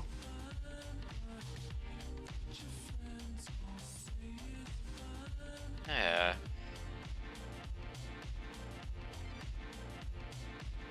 And they'll say this stuff in front of there's, the like- kids, like, yeah, this is fine. And it's like, what the fuck? There's like this mentality that, like, just it's always so funny to me to just be like, you know what? Here I am without a job. Yet there's all these other people out there doing this. And I'm like, how the fuck did this happen? They've been there so long, they're like old and miserable, and she's not even miserable, she's always happy about everything. Mm-hmm. Well, if you don't have to think about anything, and, you know, just spout Not affecting rhetoric her, that you hear so. from other people. Yeah, exactly. If it doesn't affect you, then like, oh, whatever. It's like, sighs. What a mess. Also, I keep getting songs from The Whitest Boy in the Neighborhood. I think that's the band. The Whitest Boy Alive. Never mind. The whitest boy alive. They've been very chill songs, but I wanted to just switch the vibes. Mm-hmm. I think that's fair. I don't really want to listen to The Hey. Whitest Boy Alive right now. Yeah. Let's put on that band that I didn't actually see today. There you go. I'm about to press The Whitest Boy Alive, Oh boy. which hates me. I still think it's so funny that all those comments kept getting flagged by Twitch. It's just like, oh my god. Which, Aw. you are embarrassing. I mean, I don't have it in me to just start like throwing slurs out in the chat, so that's one thing, I guess. But you know, I guess screaming "white die, white boy die" is too offensive. It's too aggressive. What if I really meant that?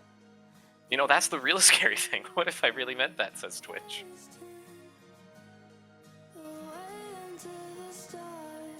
No.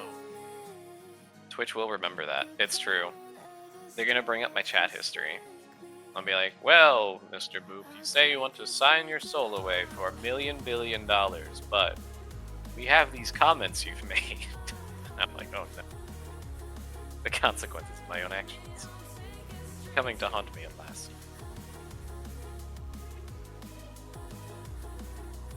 What does a back of a canvas look like? I think it usually depends. Mm, For the most part, it kind of looks like what, an inward photo frame sort of thing, where it's yeah. like kind of wooden. The the part you actually paint on is like wrapped around it, and you kind of lean that into the easel.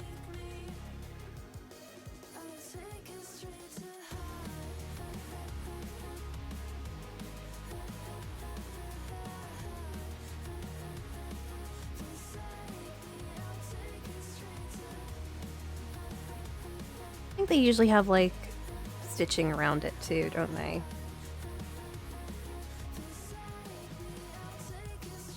Something to hold it together. Yeah. I don't know exactly what it's called. Stitching's a good word for it.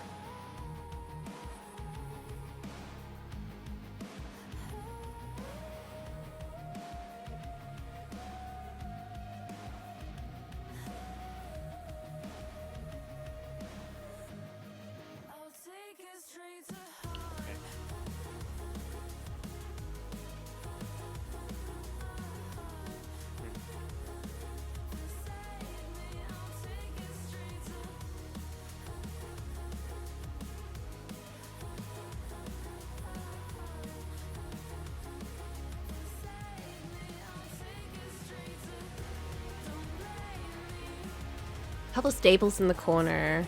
That's true.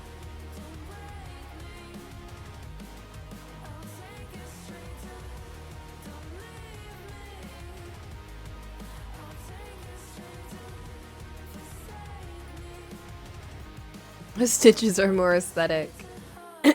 This one gets stitches and staples. Whoa! We're going all in.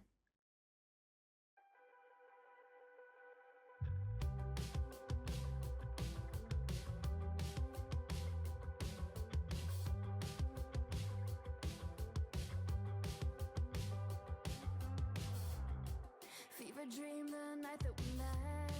Two sets in a rush of the head. Without a second to catch my breath. I started spending every dollar that was mine. Ugh, I hate drawing Miles back and forth to never things that need like measurements and stuff. fuck me on the bathroom floor. Say I'm the only one you adore. Sleep on opposite sides of the bed. Is it the way you treat your friends? Kiss me once more for the road. Leave me alone back on the west coast. On my coast for a month again. Is it the way you treat your friends? Swallowed my pride to be the first to call. I'm not the girl to do that shit at all. But I wanted to hear your voice, even though mine's my last choice. A week ago I talked to your mom. She spoke more to me than you did it all. And you fuck me on the bathroom floor. Say I'm the only one you adore. Sleep on opposite sides of the bed. Is that the way you treat your friends? Kiss me once more for the road. Leave me alone back on the west coast. Till my comes for a month again. Is that the way you treat your friends? I love you, but you fuck with my head. You don't wanna talk, so I'll keep pretend. Yeah, you like me with my clothes on, but now you only listen when the lights Okay. I love you, but you fuck There's so many bits to this. So many bits and bobs. Bits and bobs and wooden things and notches and who designed these? Who designed easels? That's a great question. Let's look it up right now. Who invented easels? I definitely spelled that word right. Mm-hmm. Let's see. The AI says the exact inventor of the easel is not known. But if I looked up the history of the easels, which seems to be a... History of the easel is a complex and continually changing one. Okay. The easel is a structure built to support an artist's canvas. Okay. Our world's history, ancient Egyptian hieroglyph artists used their skirts pulled taut around their knees as sturdy place to write on tablets. Okay. Okay. Recorded as far back as the 1st century CE, when Pliny the Elder wrote a large panel being painted on by an artist who had propped it on what can only be used as one of the first easels. Pliny the Elder was accomplished writer of the Book of Natural History. This book is considered to house nearly all the ancient knowledge that preceded him and is frequently used as an encyclopedia. Published in 77 AD, uses all reference material to all history that comes before that date. Its most famous artwork, Pliny the Elder, whose real name was Caius Plinius Secundus, wrote about some of the art being worked on while propped on easels in his book. One can surmise that the easel was invented prior to 77 AD. The art referenced is China in the 8th century. The word easel is derived from German. It's a synonym for the word donkey. Okay.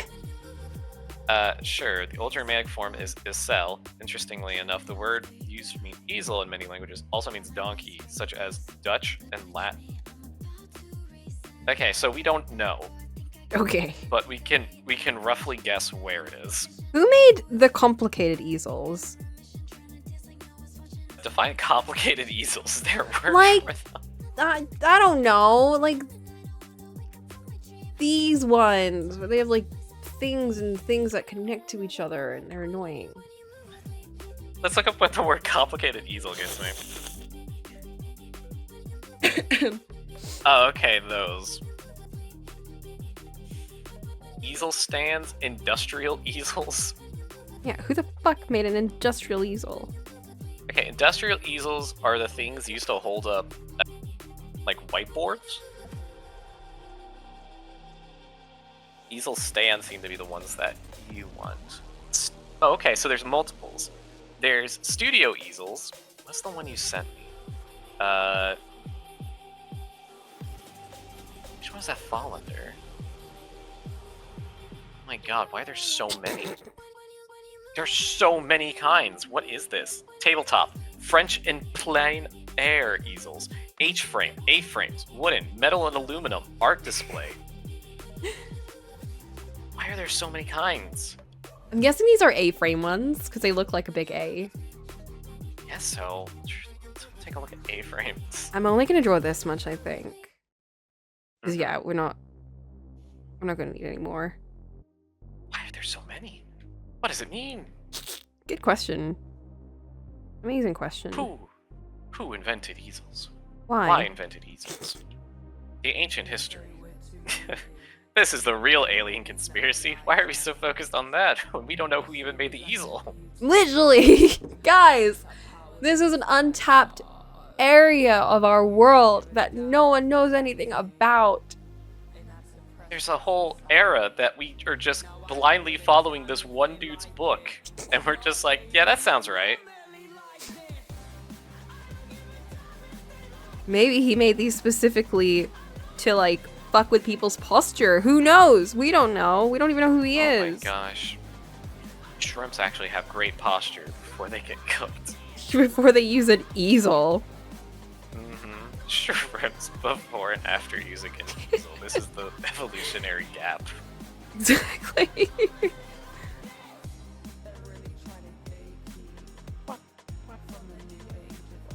Oh my gosh, taking an ad break. Oh no, let's do a game of Pictionary. Okay. Okay. Pick. And Why am I Nair. getting affecting Three. relationships dialogue box? okay. I think I should have thought about this. I got one. Okay.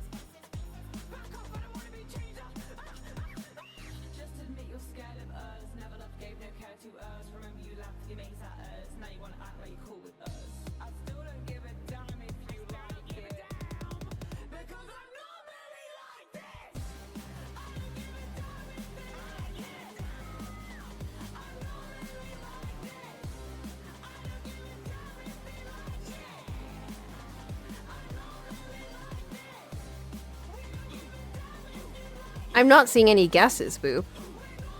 What? I'm seeing a mouse.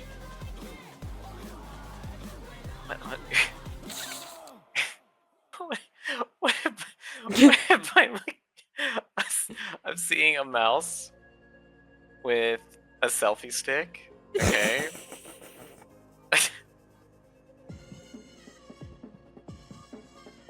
A mouse reading. let me change this up. Mhm.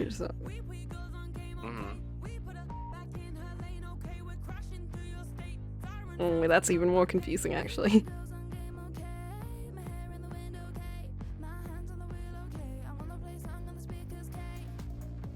Mouse ladling.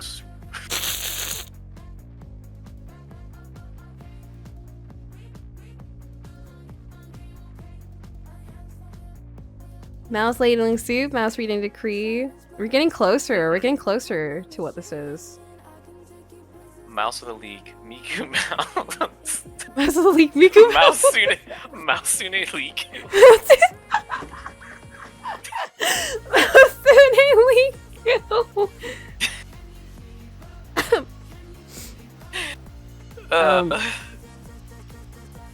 I'm gonna add another one just to make this extra clear.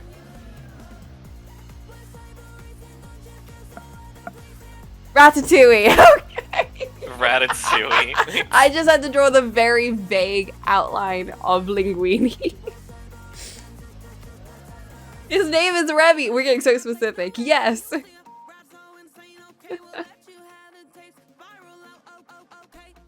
Amazing work. Amazing. Brava. Brava. Why am I getting so many? What is this? Truth Initiative. Oh, okay, it's anti-smoking ads. That's what I was getting. What the fuck? I was getting anti-smoking ads in between my military recruitment ads. I should have drawn him with a bit of hair. I know, in my head I was just like, oh, Remy likes to cook with his hands. It's true. So... completely. A mouse pulling someone's hair. Just like... It will enact one of two reactions of people. What's the other reaction? Great question. You should ask your audience. Concerned.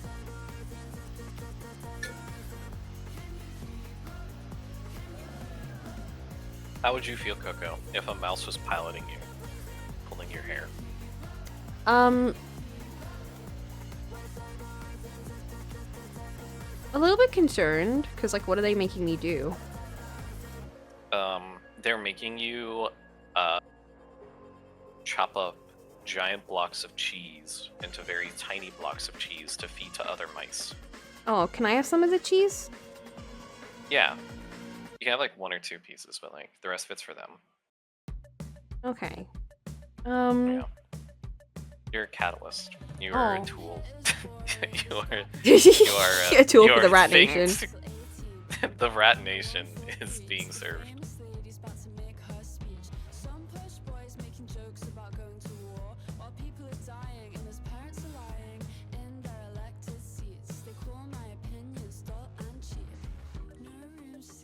I don't know.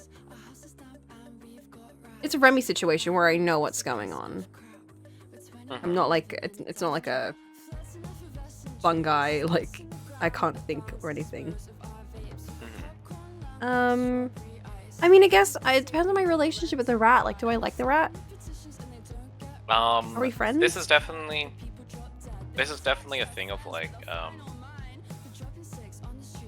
I'm trying to think like if this was a like a relationship that happened to come together. Yeah. I'm gonna say it's a thing of whoever you're living with, whether it be like your sister or like a roommate or like possibly even family. There's like, oh, they're dirty and disgusting creatures. You need to kill them on sight. That's why we use mouse traps. And you're like, I don't want to kill them. Like they're just trying to live. And then the mouse understands English somehow. They're like, see, this one gets it. They understand. Maybe they'll be willing to listen to my dreams for mouse domination or whatever they're trying to do. Mouse domination. No, hold up. Is Yeah, this they're turning taking into a over. B-movie?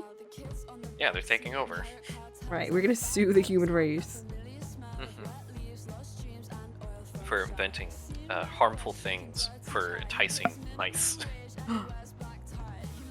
It's true that mousetraps are horrendous.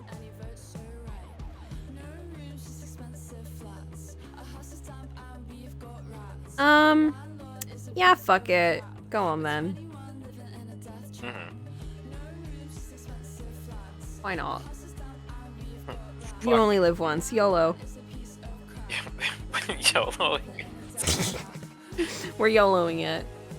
We're YOLOing it. YOLO. Do YOLO. people still use YOLO? No. Wait a minute. No one uses it nowadays, right?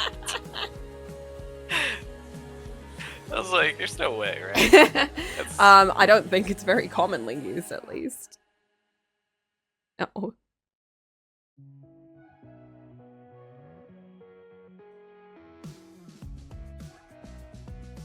Oh, I want another tea. Why did I do Pictionary? I should have just made a cup of tea. How many teas can you possibly fit in that tea tummy? Endless, because I'll just pee it all out and then have more. That's true. Liquids do work that way. Yes, that is how liquids work. It's true. That's insane. This is how I can have endless tea. And also need to use the toilet continuously. Constantly. I gotta ask. I gotta ask because I always think it's a funny question. Do you What is your have... pee ritual? No, that's pee ritual. Do you have a frequent pisser in your friend group? Like someone that like comedically always has to use the bathroom before they leave to go somewhere, when they get somewhere, in the middle of doing stuff with everybody, and before they leave again. Just like you have the frequent pisser. That might be me. That might be you. I think I'm that person in the friend group. Oh no. I'm always like, well, because I always like have to wash my hands after I get somewhere as well, and I'm like, I might as well pee while I'm at it. But I also have like the weakest bladder in the world. I have to pee constantly. To the point where I just don't care where I'm peeing. Like if it's in like one of those station toilets, I'll do it. They stink, they're horrible, but I'll do it because I have to. Yeah. I'm definitely the person that's just like, I have to use the bathroom, I don't care. And it's like, dude, that's like the worst bathroom ever. And it's like, I need to go now, so. I'm sorry. Like, trust me, I regret this as well, but I have to use it, so. It's like when you gotta go, you fucking gotta go. There's no like, oh, this is stinking. Don't care. If I'm not going here, I'm going on my seat or something. Like, this is non-negotiable. Have to go. I can't hold it. Like, I'm terrible at that. People who are like, oh yeah, I can hold my pee for like days. How? Ow. Give me this power. It also feels so good to just like let it out, you know? I wouldn't want to like have to hold it in for too long. That's why I'm like, I don't care where it is. I will happily just go to the toilet. We're breaking all the girl decorum codes right now. So many old people would be so mad. So. Did you see that whole trend of like ladylike TikToks? No. What is it? Where is this going? Oh no. No, it's nothing crazy. It's just like a whole trend of like TikToks about like how to be a lady. And it's like, don't tell anyone when you're going to the toilet. And it's like, so you just like get up and just go. And it's like, I don't know if you can really be with a group of friends and then just like get up and like if you're at like a dinner thing and you're just like getting up and then you like, just get up without saying a word. Like you're in a restaurant, you just get up and you get out. People would question that. I don't know about you, but everyone I know would be like, hey, oh, hey, you came with us. Where are you going? Where are you going? And you just stare at them. You just stare at them and you're like, I can't speak of the den of evil. Cannot hold back that which makes us human. And then they come back like 5 minutes later and you're like, anyways, I went to go drop a fat shit, so I'm back now. It's like, oh. I'm always expecting like, to act more like this, do this. I always expect the punchline to just be like, you know, whenever you're done burying the body, bleach your hands. Make sure that like none of those filthy particles come back inside with you. It's like, Which is true. mhm. Is it? No, because like I mean, if you were to do that, like that would make sense. Like you don't want to have a bunch of like contaminated bits all over you. That's really unhealthy. In How that would you bury a body, situation. Coco? But How would you bury a body? you break it up The into middle of little Manchester. bits and then you throw it into a vat of acid. Oh, Don't bury you it. have an acid dealer. I'm sure there's one somewhere. You could just go to like Manchester Piccadilly and they're probably right there. Today, Yeah, I'm looking for some acid. this week, I learned that drug dealers in parks will like shoot out a bunch of fireworks when they're dealing. That's awesome. Because I was at one of my friend's houses and the fireworks started going. I was like, what are they celebrating? She's like, drugs.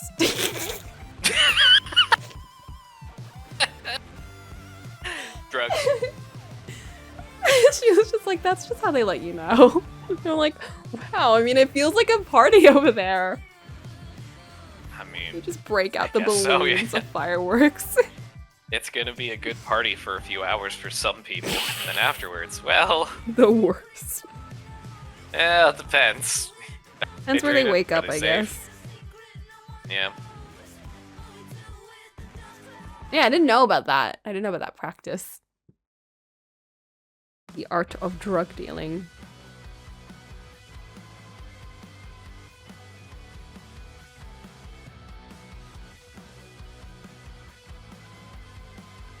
I don't like easels. This shit's annoying. This shit's actually so annoying. I just want to draw my character. Why do I have to draw this stupid thing? The funny thing is, I mostly draw digitally, so it's like pulling out the whole easel and paintbrush. Let's color this in and maybe it will all make more sense.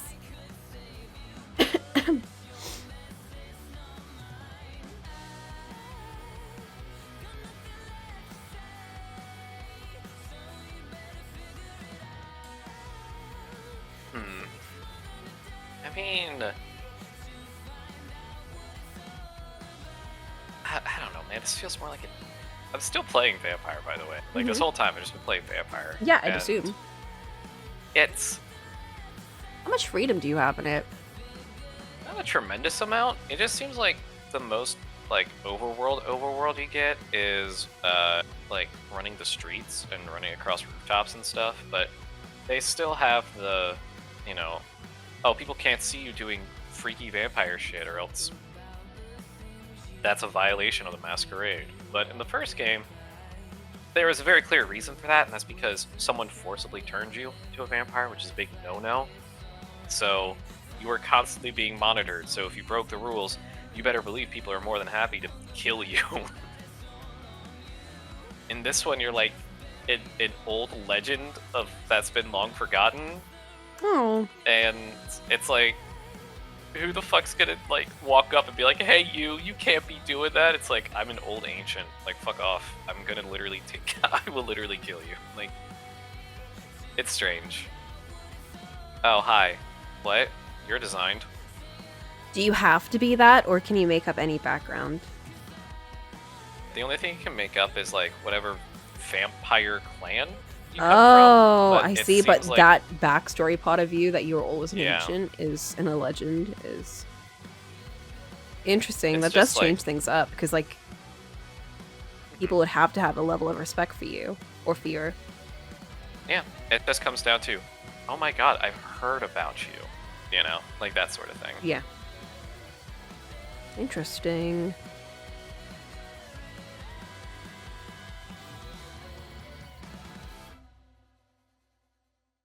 But yeah, combat's a little clunky and weird. It definitely seems like it's the farthest thing in the priority list, which I think is fine. But it would be nice if all of the game felt smooth to play. But it still feels clunky. I think that's a good word for it. It still feels clunky and weird. Hmm.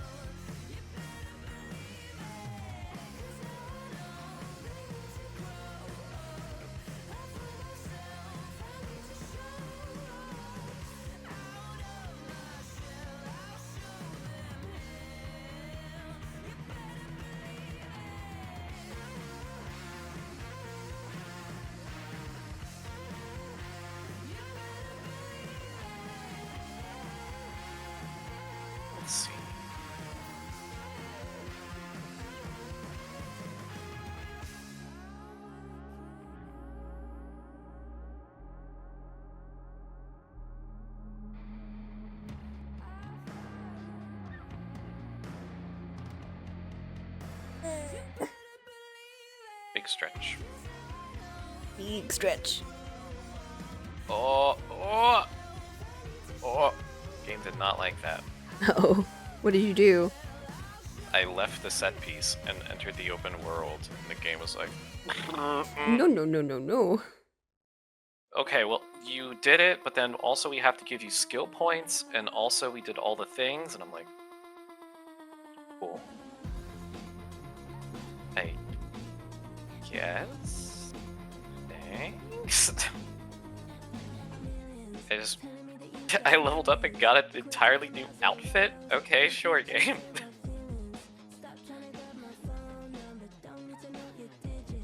Do I have, like... not really, no. What is that? Is that me? Is that not me? Yeah, okay, that's me. That's the objective. Side quests aren't on the map yet. Characters?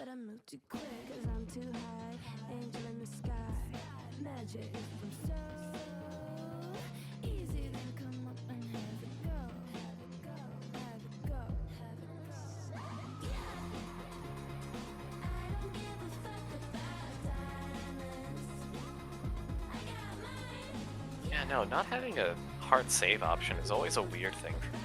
Oh, how does it work? Is it just like autosave at every point? Yeah, but I can't tell when it autosaves. Oh. So it's like, maybe now would be a good time to stop. And it's like, I don't know when was the last time the game registered me as saving, so... If they have an autosave system like that, though, surely... Oh, no. Fuck.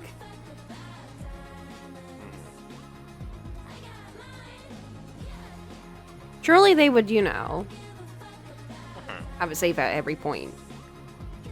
I hope so. But who knows? Because these are people... Who did pick this up?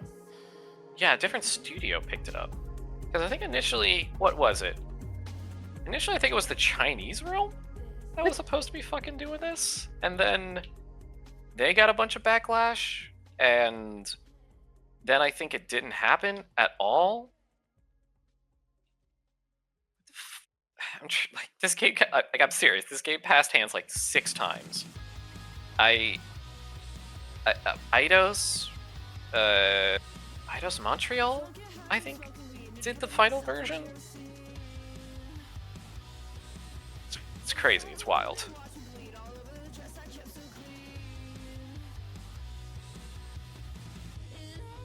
How many of the original devs are in there? I don't believe a lot, or if any. Oh, interesting.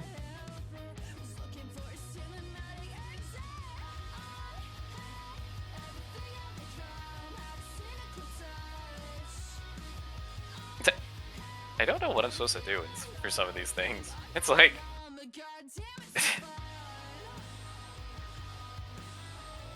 I don't know, man. Well, like where to go, or who to talk to, or what to do? Yeah, there's like a pseudo XP system in the game.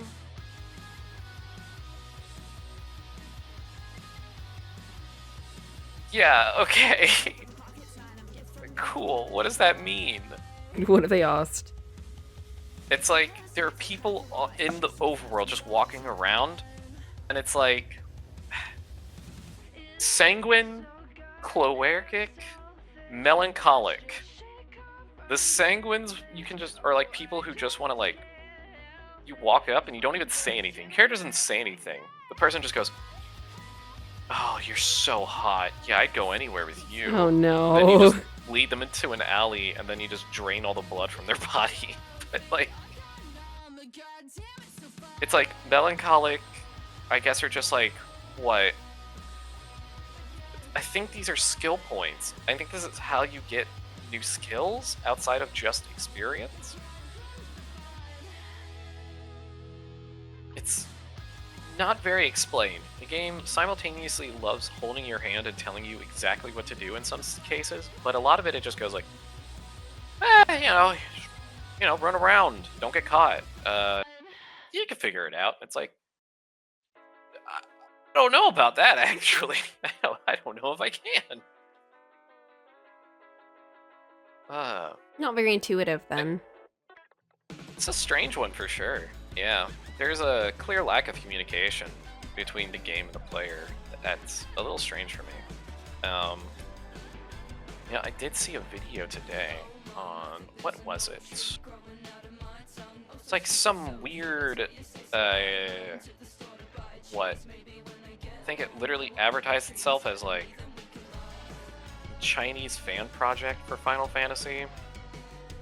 Lost Soul Aside.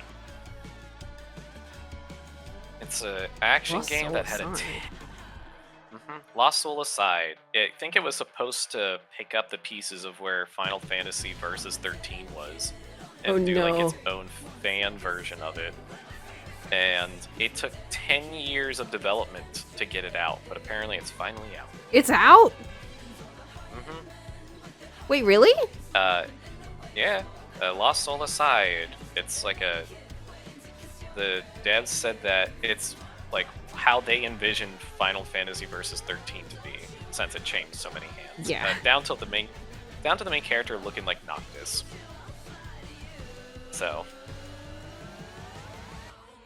shrug. I am so surprised they actually made it.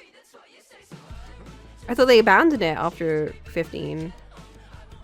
I mean, the original devs did, yeah. These are like just random people who like had a really small team of really inexperienced programmers. Oh. Like literally every setback you can think of, they dealt with it.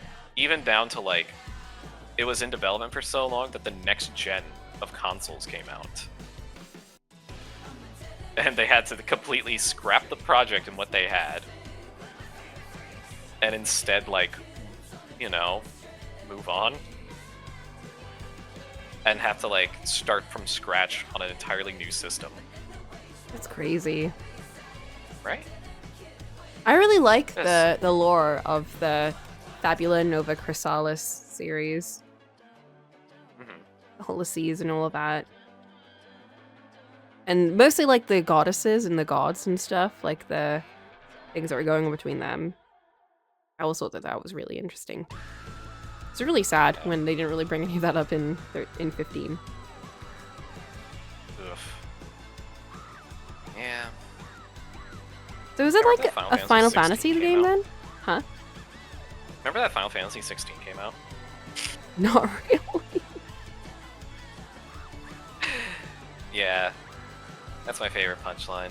No one remembers 16. I played 16. It's not a bad game.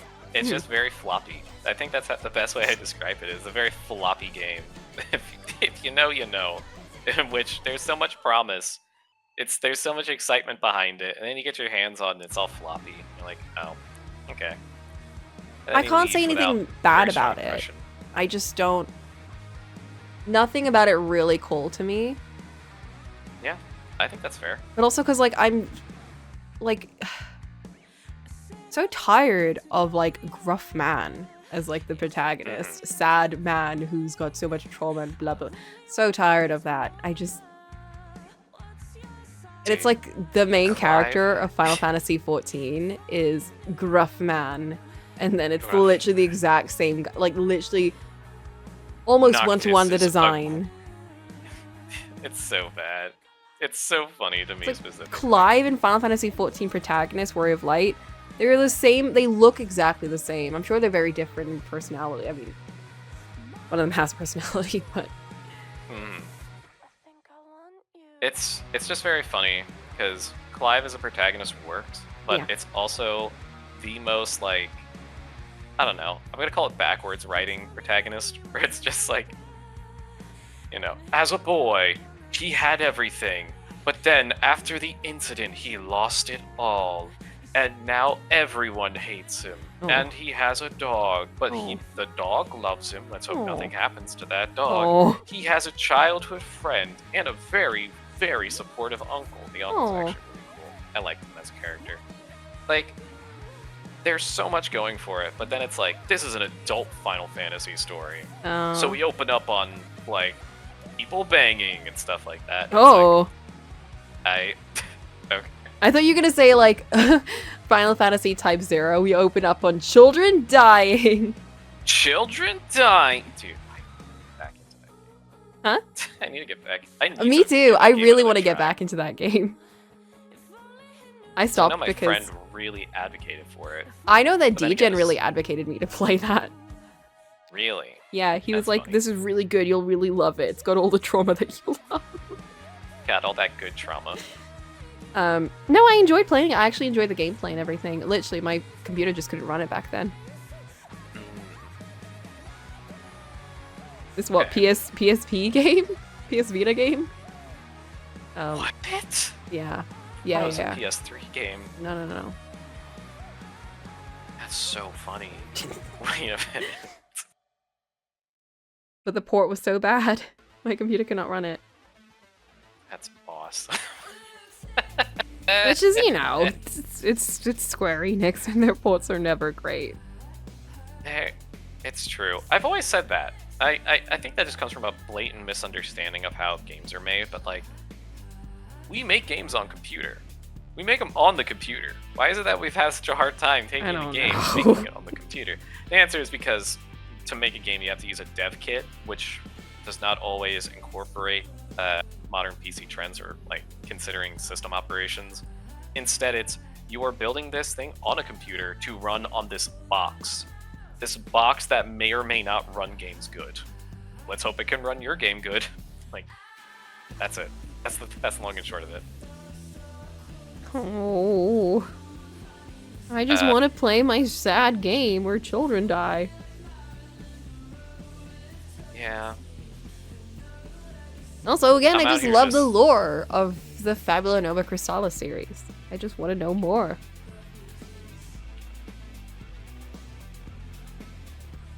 Ow. I'm getting punched. Is the vampires punching you? I'm getting punched by vampires. But I'm a vampire. Well, you're a lame vampire, clearly. So much for the Yeah. legend.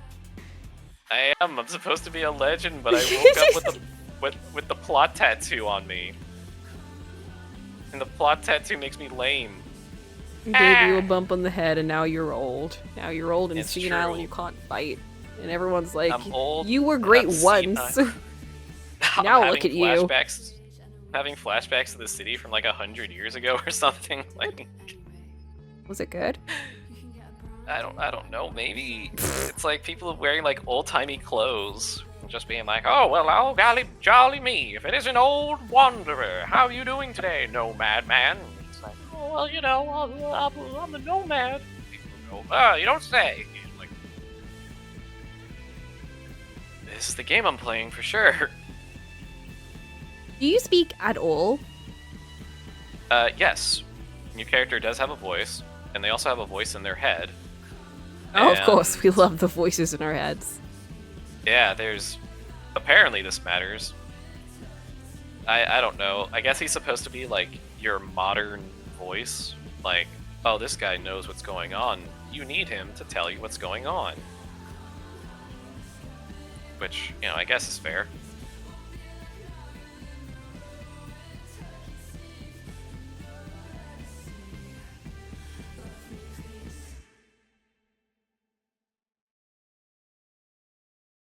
Oh. That was very funny. Hey, that guy has a gun. Hey, I want a gun. Hey, give me your gun. Wasn't there a vampire family type that was all about hearing voices and being crazy? I think so. Yeah, but yeah, and hilariously enough, the person in my head is a Malkavian. Oh, But I cannot play as a Malkavian myself, so it's like you interesting. can't? I don't know. I didn't see it in the list. Maybe I did. Maybe I didn't. It's using a bunch of words, and I'm like, I don't know a lot of these words, man. In fact, I believe there was a rather major controversy involving the game where they had some classic clans as DLC, and the fans were like, "Hey, what the fuck? We don't want that." And the devs actually rolled that decision back. Oh, So they had to refund a bunch of people money and give fans like a lot of stuff back. And it delayed the release by a little bit as well. Interesting. Which is like, hey, that's actually a cool move. You don't often get them actually apologizing and like taking action. Right. Oops. Oh, I got stuck on a flashlight.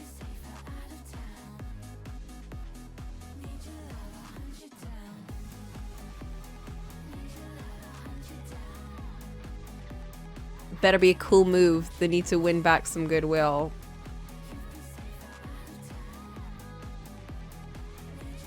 Did it just come out? Yeah. Oh, I It's see. like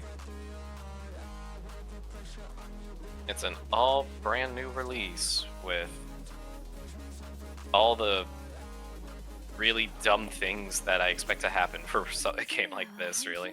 Oh, people are gonna be like on it. Yeah. I mean, everyone's going to be playing it because, you know, the IP is beloved, if not niche. So, we'll see where this goes. I don't know. I have no attachment to the IP personally. Mm-hmm. I know its impact that it has, and that's kind of like where I'm at. Oh Yeah. my gosh. I'm playing on that's- hard as well, Oh. just for the funsies. Why would you do that to yourself? I don't know. I didn't expect hard to really be much, and it still isn't much. It's just like, are you fighting things, or are you like, I don't know, doing something else? It's like, well, for the most part, I'm probably gonna be stealthing, but there's a lot of scenarios where the game kind of puts you in these awkward places where you can't really stealth. You kind of just have to swing. So, let's see where this goes. Funny that the game's like, oh, you'll start swinging, and I picked a clan that specifically had something that's like, you have a chance to decapitate people if they're weaker. Ooh. But then I realized I don't have a gauge to discern whether or not I'm stronger or weaker than someone. So Oh. like, who knows how this gets procced? You might decapitate someone. Maybe you might not What? want to. Maybe it just happens as you pass them by. If they are weaker than you, they just automatically decapitate. Right? It's like, It just rolls on the floor. How horrifying would that be? just you don't even get a say in the matter. Well, I mean, the other thing that's horrifying is I took like the blood magic-y people, so I can turn people into blood bombs, Ooh. where if they take one bit of damage, they just swell up and explode, Oh. and they do a lot of damage to all the people around them because I just turn them into like a living blood bomb. Horrible. That makes me think of like Parasite Eve. The way the monsters work and Yeah. they could just explode other people. Oh, that's fun. Okay, cool. I just learned that I can turn people into blood bombs and then knock them away so they can do a bunch of damage and possibly kill people if they're close enough to them. Yay! Why am I fighting big guys? It's really funny that the game's like, yeah, you have a dodge button, it's like a dash.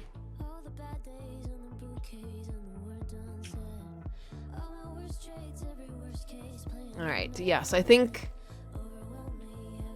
that hair is floofy enough. Very floof. The floof. I like it. It's like a cotton candy. No, not cotton. It's like a soft serve ice cream. There we go.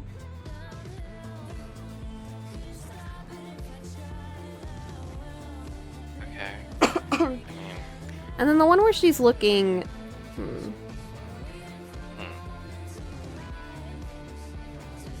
you know what? You should you should make it so whenever you're not talking, your face is back behind the easel. So Yes. it's like you're drawing. Yeah, that's what I was gonna do. That's awesome. It's like you can't see her face. She's just like. What I wanted to do, I wanted to make it animated, but you can't see the pen anyway. But it was gonna be her like scribbling away.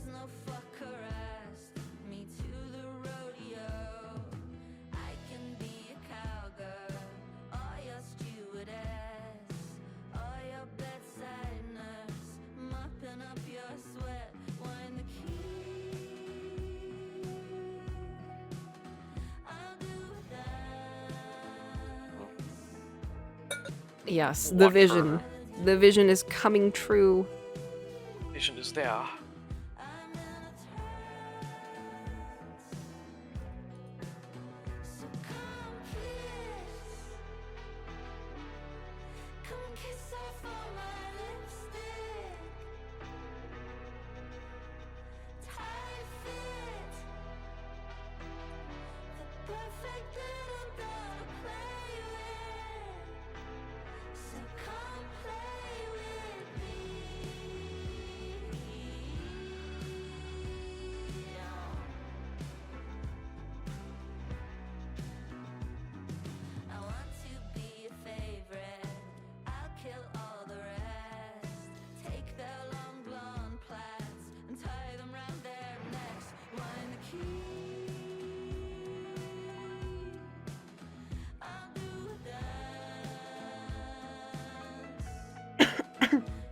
We love when the vision comes. Me too.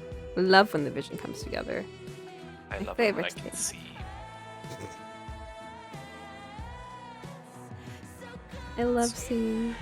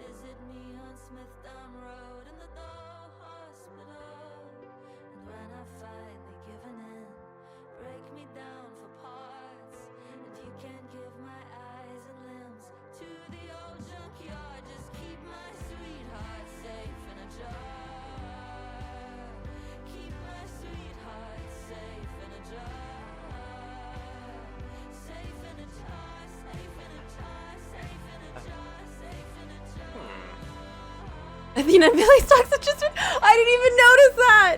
They've just been there. Oh, they have been there. Someone's just they're gonna be looking- like, they're looking Coco, at- they look so It's like fondly they're- at each other. Yeah, because one's the minion master and the other one's the minion. Oh, So, yeah, Athena's this the small black one. She's really, really good. She just doesn't lose, which sometimes presents an issue, especially if you're trying to keep this. I don't know. If you're trying to build a world where people can be titans and titans clash, someone's got to lose, So if you have someone who just goes, "Nuh-uh, I actually don't lose. I get right back up and I win," it could be a little counterproductive. Oh, cool! I can pick up bodies. Can I do anything to the bodies? can you hide No, them? the bodies speak. I can probably hide them out of sight of people. But that's why I chose the class I did, because if I feed on someone, their body dissolves. So people can't find the body. Oh.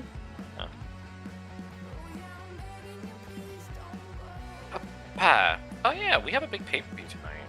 It's gonna be fun. Oh man, there's so many good matches on the card. Oh, but it's so long. Oof. Okay. You know what? I'm gonna look up the card right now, and we'll try to find a good point to stop at for the day. Mhm. Because there's no way we're gonna get through the whole thing. Let's How see. long are they usually? Pay-per-views usually last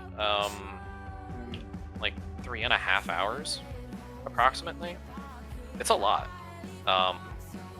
But that's because like this is supposed to be like the big payoff. Like, like these two guys have been beefing and feuding this whole time, and like they're gonna settle it at this pay-per-view, or like these guys have been chasing the championships, and this is their big chance to finally get the belt at this pay-per-view. Okay. Let's see. We have Jet Speed versus FTR to start, and that actually started in the pre-show, and then it leaked onto the main show, so we didn't just start off with Jamie Hayter versus Tekla, which I feel like we can skip that one. I'm only saying that because in terms of vibes, it does not pick up until I think that's second or third match. Yeah, a touch of that for Goose, yeah. Jamie Hayter versus Tekla, Hurt Syndicate versus The Demand. Completely forgot about that one, I'm not gonna lie. Because we already had this match. Wait a minute, we already did this match. Yeah, we actually had this on TV. I think we did some kind of crazy spots, but okay, maybe skim through that one. The Young Bucks versus Jurassic Express is where things start picking up, because there's nothing funnier than saying we did do this, but this one is a fight. It's true. It's true. It's true. Like, I don't know. Coco, this is a match between a tag team that used to be the executive vice presidents for the company. They helped start the company, but they lost their titles in a match. And now they're broke. They've been struggling to get money, so they keep begging to be booked in money matches so that they can get money. But every time they get money, they spend it all on like get-rich-quick schemes in order to get more money, but they end up losing all their money. So they're getting another money match for the pay-per-view, but they have to fight a tag team that's called Jurassic Express, which is a boy and his dinosaur. What? Yes, Luchasaurus is like a 7-foot-tall man wearing a dinosaur mask, and he does not speak. He just growls Like a dinosaur. like a dinosaur. And they're very good. Honestly, that match reminded me how good they were, because they actually got to do stuff. Oh man, I've missed those two so much. How? I will say, I do think it's strange that that the boy, Jack Perry is back to being a babyface, considering that he had like one of the most compelling runs as a heel, where he was called the scapegoat Jack Perry, and he was just an asshole. He just ran around, was just a little asshole. He would come out with like a giant goat mask on and like a scythe, and it was so fucking funny. Oh my. Hello. Huh. Making a pit stop? I thought you were immediately going across the lake. Oh. Okay. He was over the top edgy and made all his own props. Well, that's impressive. Very creative. Oh yeah, that's true. He did just like melt down one of the championship belts to make his own belt. Do you have to give back those belts and stuff? It depends. It depends on the company. For the most part, they usually only... I think they actually are cool with letting you keep whatever belt you win, just so you can display it in your home.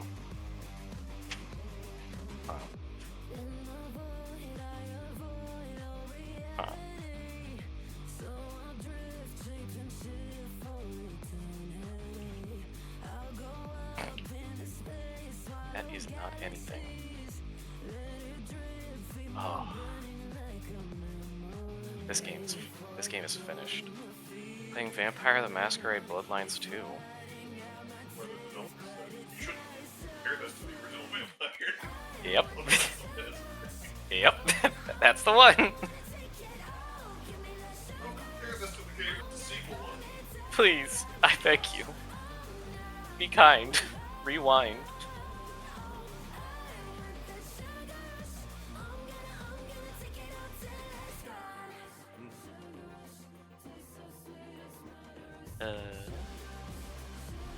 Let's see.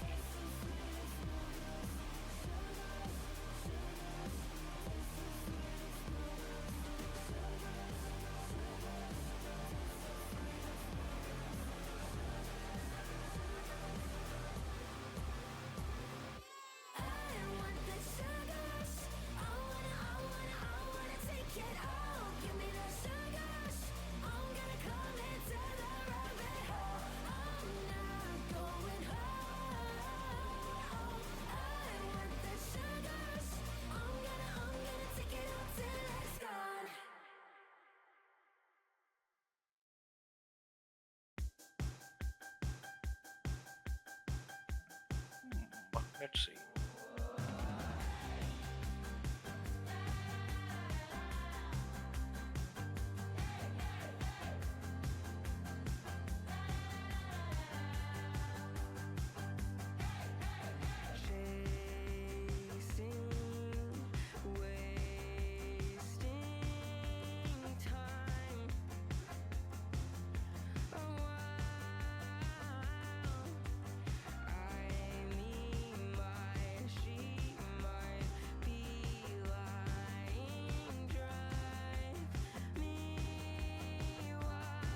Let's see.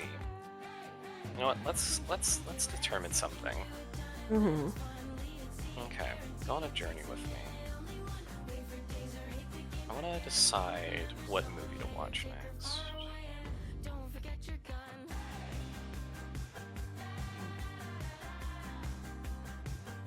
Let's see. So, normally a good thing to follow is my pipeline is usually tangentially related to something I watched last. It's either directors or actors, or finding a kind of middle ground between the two. Be like, oh, I did not know that these two were in a movie together, sort of things. Mm. Huh. The last thing I saw was Black Rain, which was the weird Michael Douglas, Ridley Scott, Japanese fake cop film. What's the other?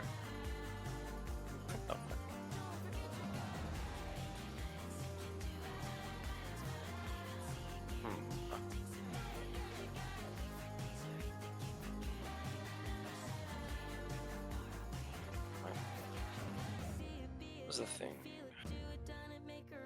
It's calling what? Manborg?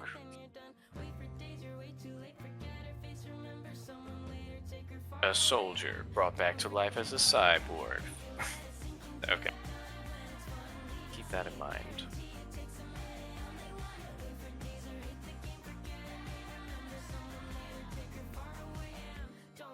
I was recommended Manborg as a silly thing. You saw a post on Blue Sky that's a Coco ghost tweet? Hold up. What is it? Is that me? In this photo? Narrator. Her identity was, in fact, fully characterized within the image. You look happier. Thanks. I just bought a book I already own, but the cover was prettier this time. Care to confirm or deny? No comment. Smart. There's actually, they're releasing the LitJoy version of the Stolen Heir and the sequel book. Mm-hmm. I've already bought the Stolen Air one, but now I'm buying the sequel version. Hmm. I still haven't read either of them yet. I think I currently have 4 Stolen Air books at home, and I have 1 on the way.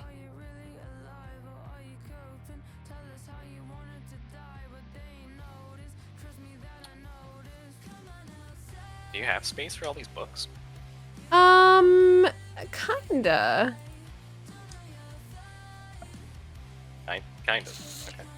There's also the rest of the Holy Black Fae Fairy World series that's coming onto Illumicrate.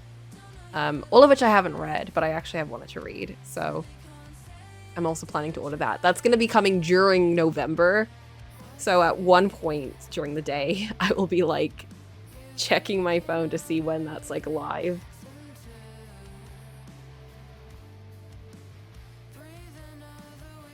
And that's 3 books. That's I think it was Tithe, The Lost Daughters or something. I can't remember. They're just all like part of that kind of world. Like, so I've read all 3 of the Cruel Prince books, including the 4th spin-off book. And then the Stolen Heir and Prisoner's Throne are like actual sequels, like that take place right after. But then the other books, like Tithe, Darkest Parts of the Woods, and all of those, all take place in the world of fairy, and they take place kind of before the Cruel Prince series. But they're all kind of like different characters, different like creatures and things. Some of them follow like actual creatures. I remember Holly Black said that she prefers writing into perspective of a fairy than a human because she finds them more interesting. It's just like their thought processes are just so fascinating. And just like what basic observations and interactions are just a lot more fun to unravel from that perspective. I think, yeah, fun to unravel because they can't lie, so they can't actively deceive you, but the way that they work is they'll muddy things up to the point where you're like, you have this idea of what they're doing and you can't actively say, oh, you're lying, because they're not. They're just kind of making you think something else. And the way they go about things is just a very different kind of line of thought. They're very like, you know, they have different notions of like what hurts people and what death is like and all of that. And so it's just more interesting to kind of, which is why I'm actually really excited to read Stolen Heir. However, the audiobook is actually also by a reader that I really love. I just love her voice. She's really good at accents. She's Irish, but she does these really, really good accents. She's very like, she's very competent at that. She's also just really good at like the emotional parts of it. She's good at playing like men, like children, like everything. She just does a really nice job at that. So I really got nothing stopping me from reading it. It's just my, I call it my... Preference is the audiobook.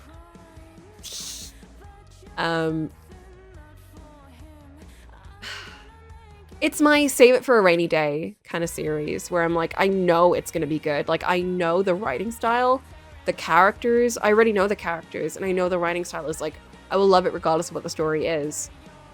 But I'm saving it for when I really need it, you know? Same with like the sequel to A Study in Drowning, you know, that book series that I would not stop talking about because I loved it so much. I finally have it. I'm so excited to read it. Same voice actress. Or reader. I don't know what they call. I don't know what they're actually called. But I was waiting for you to talk about it. No, legitimately, I'm just like, I'm saving it for a rainy day. I'm like, when I really need it, that is my pick-me-up. But also, that book will be less of a pick-me-up since I feel like it's going to go in a sadder direction. Conan becomes a fluffy, huggy fae. Yes. You know what? I was going to recommend, it could be a travel thing. Like whenever you're stuck on the bus, or whenever you're like going out and about, whenever you have to rely on like public transport, even on a plane. I get so sick on public transport that I don't like reading on public transport. So, okay, the way I read is a little bit strange. I treat reading kind of like everything has to be perfect so I can really enjoy it. If it's a book I don't care about, though, then I'm like, I'll just put it on while I'm like doing work and just listen to it. But if it's a book I really like, I don't even audiobook it. I'm just like, I just want to sit and read this. It has to be the perfect atmosphere. I have to be in like a cozy mood. It has to be a nice time of day. It has to be sunny outside. Yeah, everything just has to be perfect.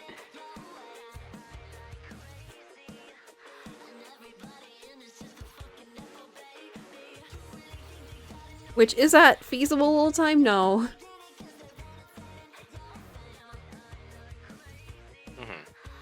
Not even pretend this is weird because there's a bunch of games I have waiting for I start. See, we all have something like that. Not gonna be like books in particular, but I don't know, man. I guess I'm a rotation kind of guy. Mhm. It's either something's in the rotation of what's going on or it's not, and then if it's not, I either have to remind myself or like I restrict myself to certain mediums. I know handhelds used to be that a lot for me. It was like handhelds were everywhere. It was like, oh cool, I could pull up my DS out when I'm, walking somewhere. Oh, whenever I'm out and about, I could do it when I'm in the car, stuff like that. I miss having more handheld stuff. I know. I miss the I can't use era. my phone for that stuff anymore because I don't want to always be having a charger with me. Oh, I have a charger with me everywhere I go. It's nice that like buses and things all have charging ports on them now.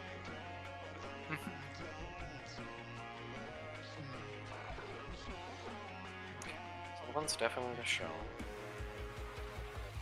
Young Bucks, Rodito versus Don Cal's family. Kyle Fletcher versus Mark Briscoe. Fine. Chris Styler versus Tony Storm. Adam Page versus Samoa Joe. We don't have to watch the I Quit match. We don't have to watch that.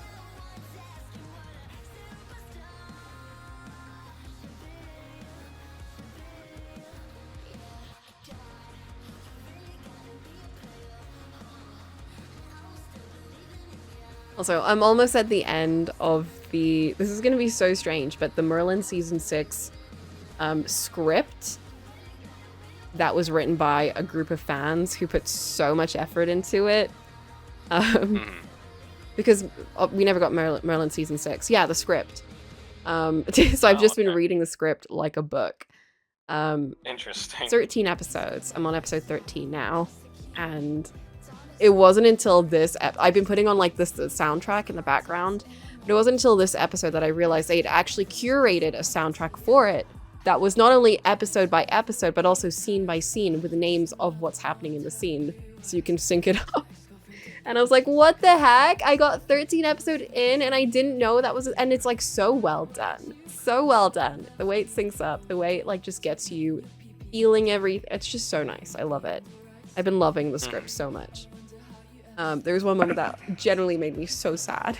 I was like, they're killing characters off. It's like the finale of the show, and they're like killing people left and right, which is kind of like how season 5 ended, except now they've been brought back because it's like modern day, and they got me caring about a character that never existed in the show that they just made up, and they introduced like a ship that I didn't know even existed. And I was like, I'm actually for this. I never even thought about this before, but now I love it. And yeah, I'm on the last episode of reading it. Reading the last episode. I'm reading the last episode, guys. I'm on the last episode. They'll literally frame everything like a scene. Like they'll do panning shots, blah blah blah, like scene continuous, blah, blah, like how a script would actually write it all. Okay, so it actually isn't a script format. It's in a script format, yeah. Okay. It's interesting. Called Merlin Season 6, Kingdom Come. It's fascinating.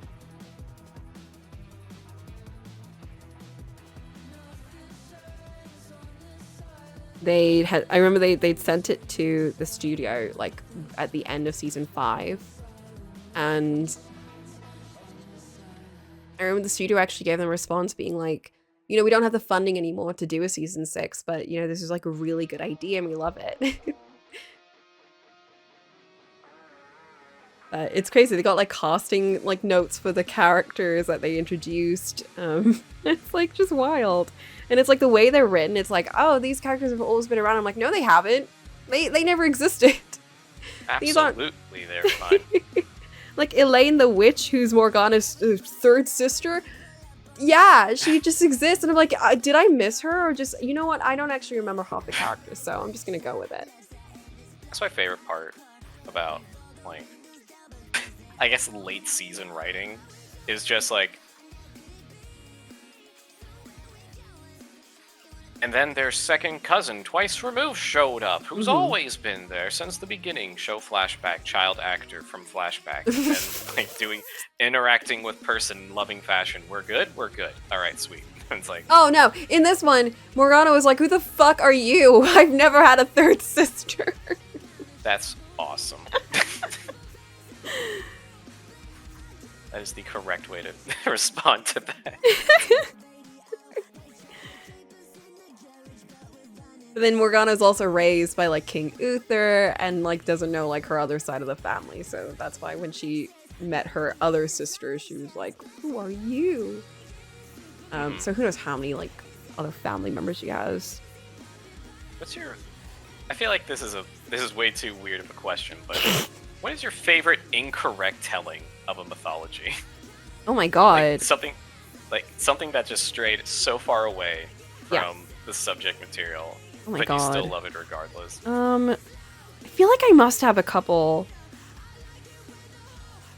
Oh my god.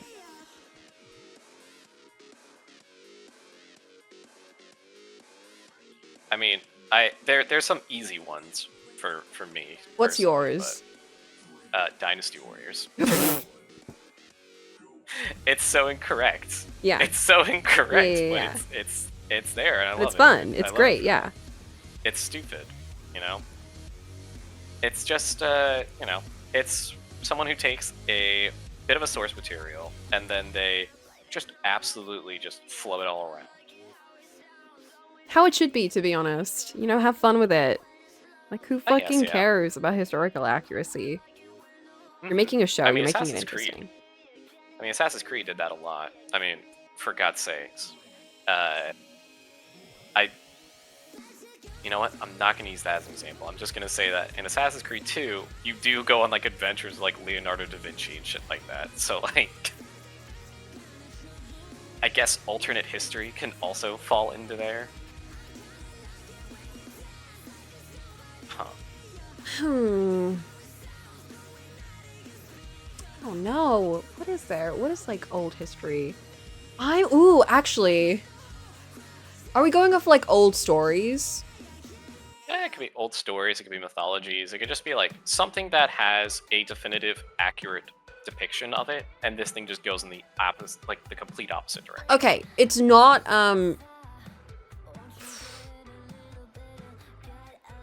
it's not my favorite, but it's one I really love. I'm gonna go with Moriarty the Patriot, the anime. Oh, interesting. Yeah. Okay. Because I love the old Sherlock Holmes books. Moriarty the Patriot takes everything about it, flips it on its head. It's like, fuck that. We're gonna do our own thing. We're gonna focus on Moriarty. Sherlock's gonna be there in the background doing his own thing. We're not gonna focus on him. Don't worry about it. And it's so fun. It's so fun, and I love it. Oh, James Bond. Don't even get me started on that. James Bond is a good one.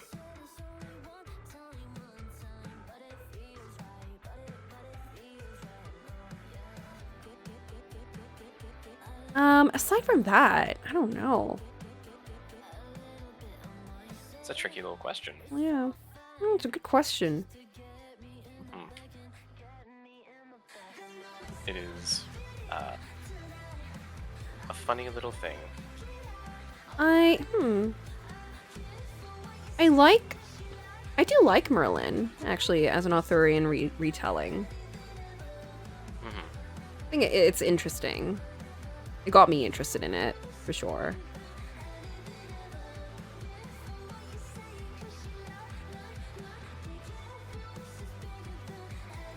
It's gonna like feed on us tonight, and then we're gonna be like, oh, I finally came up with something that I'm actually Mhm. really avid about. Mhm.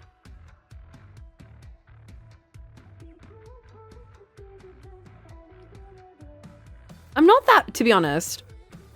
I have never been particularly like fond of old stories Mhm. of the like.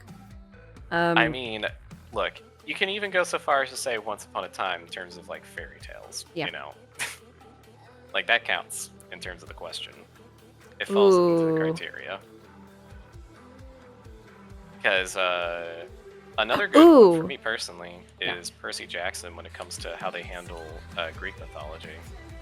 Yeah, see, Percy Jackson was my first thought, but I have no, again, I've got no like particular love or hate for Greek mythology.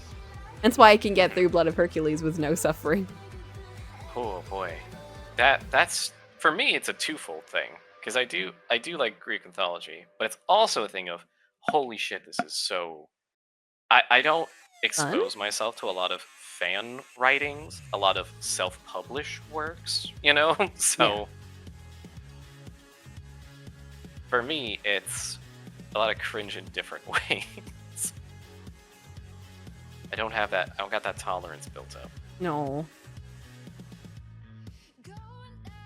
I don't got that dog. Oh, I got one actually.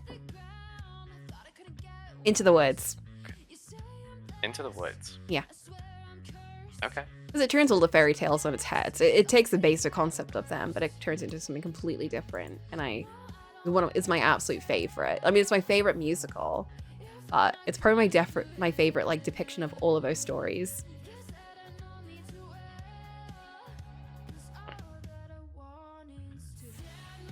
Like Cinderella, Jack and the Beanstalk. Mm-hmm. Man, if Fables didn't fumble the bag, I would put Fables in that kind of higher echelon. Yeah. But man, I didn't know Fables was story like fairy tale specific. yeah. I mean, it is called Fables, but it's when the first volume's entire concept is the big bad wolf and Snow White team up to solve the mystery of who killed her sister. Wait, is this No, this isn't the Wolf and Wolf Among Us, right? That's different. No, that is it. Oh. Yeah, Wolf Among Us is Fables. I didn't. Oh, right. Okay, yeah, fair. Mm-hmm. Takes place before the first. Sorry, I thought you were the talking first about volume. Fabled, like the adventure series. No, not that. Like I didn't know that was fairy tale The specific. Peter Molyneux. Oh yes. All the promises in the world when it comes to Peter Molyneux. How did the Gosh. series turn out then? Because I only know the, Telltale. So even in playing the Telltale game, there Mhm. were issues because it shows an episode to episode. They will show stuff that just did not happen. Yeah. It was very messy. It was definitely towards the beginning of the downfall for Telltale, where they flew too close to the sun and they were just pumping out like shitty products because they were spread too thin and had too many IPs and too many games. Yeah. Tales old as time. It ended for sure. I don't know. I just remember it kind of having a bit of like a hastily wrapped up ending when it came to the Telltale one, and Yeah. then they teased making more, and then they did not get more to make. I have a particular dislike of gritty retellings, like when they're just like, oh, and then Really? Snow White smokes a 6-pack and like the wolf is like runs a brothel. It's like, do we have to go like the complete opposite direction? Just making everyone grumpy and sad and miserable. Everyone's disenfranchised with themselves and bitter and cynical and oh my gosh.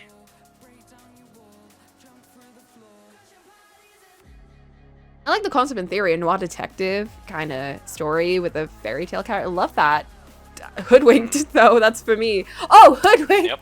I Yeah, fucking Hoodwinked is a good love one. Hoodwinked! Let's go. Hoodwinked's a good I'm gonna one. put Hoodwinked up there. Hoodwinked is my... you know, we're just gonna go with, like, all of my favorite, like, fairy tale, like, retellings. Hoodwinked, fucking peak. Into the Woods, fucking peak. Love those two. I will rewatch those for days. See, that's like, you know, without making everyone just miserable all the time. It's like putting them in like a kind of weird setting where everyone is like, you know, doing snowboard competitions. There's like a noir detective, like Toad.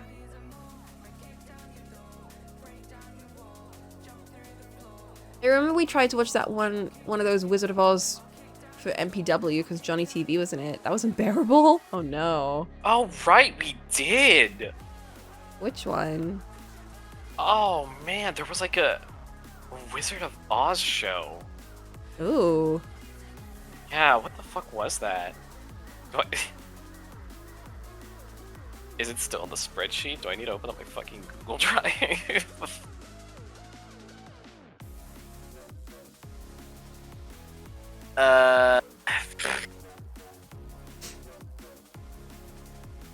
Let's see, Drive.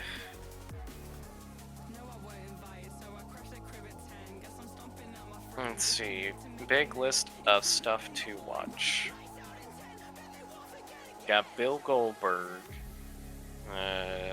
Yeah. Okay. Emerald City. Was it Emerald City? I feel like that had to have been it. Emerald City from 2017. Hold on. 2017. Oh, that's quite new. Okay, let's see. Emerald City. 2016 to 2017. Wow. Wait, why is there a 2025 one? The What? Wizard of the Emerald City. What is this? Is this like a CW show? Oh my god, is this Russian? This is a Russian fucking show? Part God. 1? A 2-hour Russian film that came out this year? Anyways, yeah, Emerald City was, I think it was NBC slop. It was like primetime television, just stuff they just made. I knew something was wrong. Her Uh-oh. ears are on top of her pigtails, not the pigtails are. Okay, that makes sense. I was like, that something about this just doesn't look right. The ears are coming off. the Like costume this is doesn't the look cosplay is fun. right. Oh my god, what a silly era to do.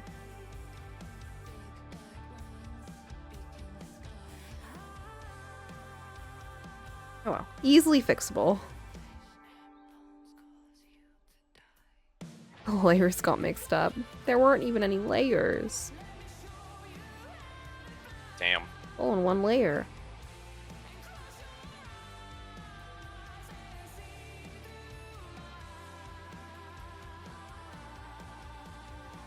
I also like, to an extent, Once Upon a Time, the 1.5 seasons I've seen.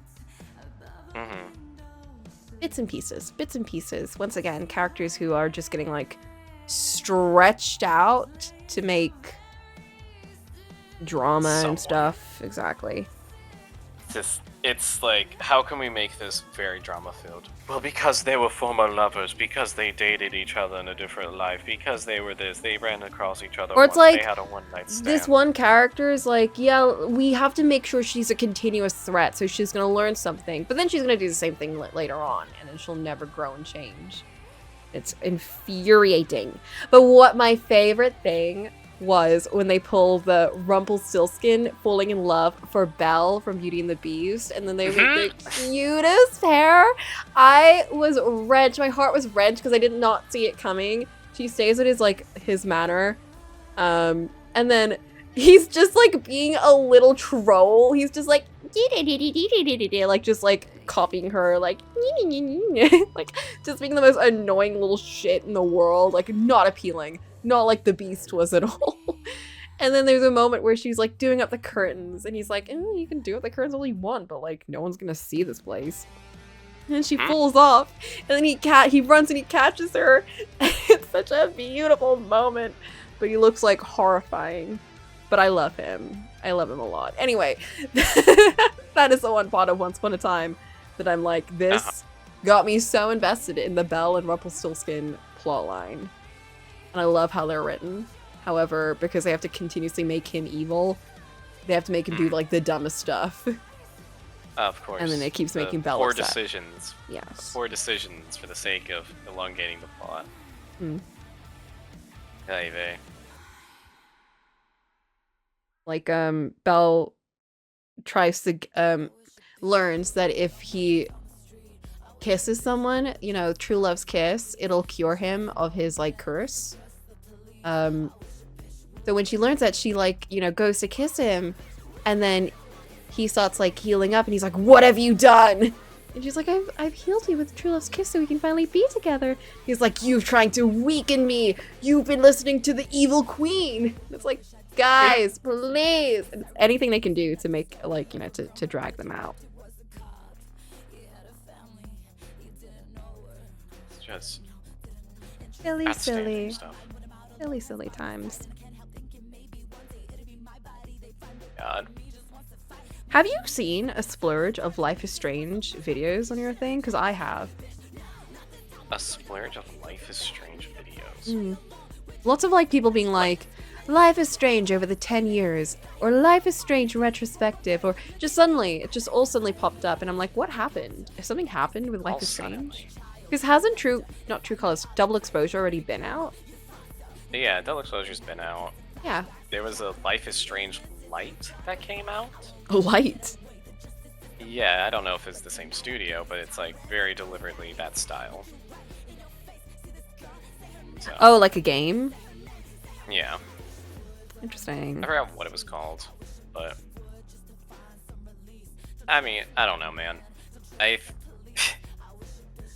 never cared for the fucking series. Yeah. I really couldn't stand it when you can. It doesn't matter what the first game is about when you boil down the final decision to, you know, hey man, do you want to save everyone in the city? Or do you want to kill everyone in this town just to save the quirky blue hair girl? And it's like, well, alright. But Boop, she's the love of your life.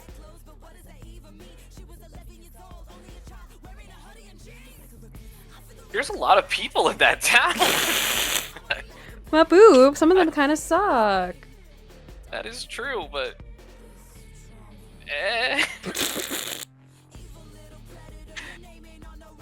game's just messy and weird. And then they kept making more, and they did Yeah. spin-offs. And Well- they just never, none of them interest me. Interestingly enough, the first game and the second game are made, and I think the Captain Rogers one, which actually made me really sad. It's like it's a small game about like this kid who's in an abusive household, and you're in the perspective of him running around like cleaning up his toys and playing around, and it actually just broke my heart.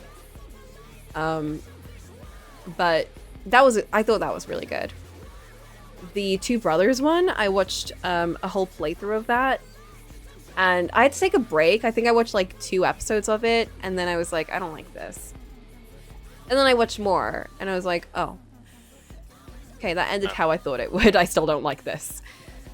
Damn. There are moments, of course, that I like, but I found them surprisingly, a lot less likable than, you know, Chloe and Max, I think, from the first Wow, game. that's surprising. Yeah, it's not that they were unlikable people, because Chloe and Max were, you know, a little bit insufferable with their whole American teen kind of vibe. Yeah. But these two were very that's much like, small yeah. town America vibe is truly something. like with the second game starts off with this dad who's like the most perfect dad in all of existence. He's so perfect. It's like when they introduce Chloe's dad, when you go back into the past and you get to actually talk to him. And he's like, the most perfect dad in existence. He can do no wrong because you know he's gonna die. They do the same thing with the dad in the second game. They introduce him. He's the most perfect dad. Everyone loves him. He's the best. He can do no wrong. He gets shot, and then that's how it starts. All right. And you're just following these two brothers who keep comparing themselves to wolves. I don't know. I'm not a Inside teenage boy. your I don't know. wolves. I don't know what their whole thing is, but they want to be wolves. And... You gotta be an alpha. like so dumb. The bit that really annoyed me though was a relationship between them, and they really developed a strong trust between the two of them. And then episode 4 throws that shit out the window. The little brother joins a cult, and then he just like What? hates his big brother, and I'm like, Oh, okay. how did this happen? They How didn't make it did we get here? believable. Cults are really strong. They're very powerful, They can really, really mess with you. And whether you're a child or an adult, I can completely see that happening. However, they did not do a good job of making it obvious that this child has been like indoctrinated to that extent. Like they just make him seem annoying, and I'm like, you're making me hate this poor little child. Wait a minute, Coco. You should be making me hate the cult. Wait a minute, Coco. What did you say the brothers kept comparing themselves to? Wolves.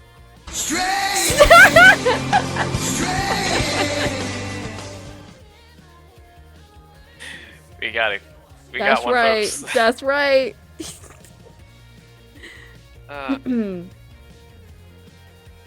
Anyway, it was just That's- disappointing. That just sounds absolutely infuriating. Especially if you're was. following something that is episodic and you're paying money for each installment. Well, because like you spend the whole game either, being a good influence or a bad influence for your brother. You can make him hate you, you can make you love you.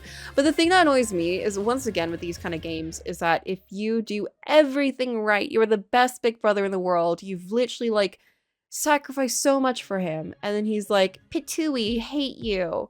In the 4th episode, like only like that one episode, he's completely different. And again, he's in a cult, so yeah, but they just don't do a good job of making you feel like it's had that kind of effect. And it was just annoying. It's just annoying.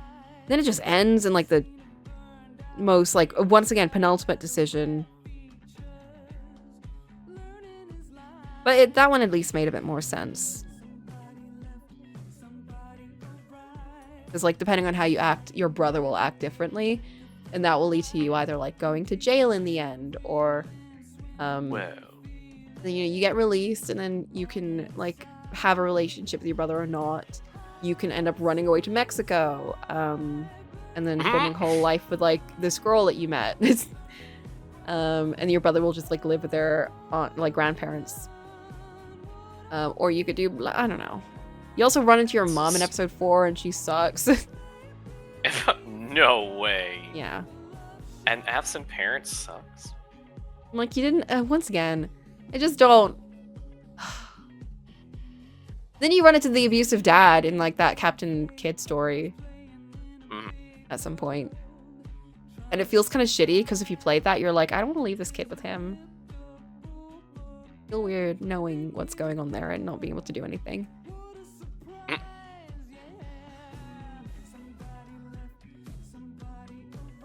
Oh, they did, yeah, because you got like... Actually, no, I don't know. Oh, yeah, well, yeah, because you got like those... The kid that can levitate stuff. And you got like Max who can do like time control or whatever. And then there's that girl in... So, the first 2 games are written by the original developers. And they do have a lot of heart in them. They're very specific. But then you play... What was it? Before the Storm? Life is Strange Before the Storm, which takes place before Life is Strange. And it's about Chloe and her quote-unquote best friend Rachel, and their relationship, and how they can like how they ended up like meeting each other and getting together and like falling in love.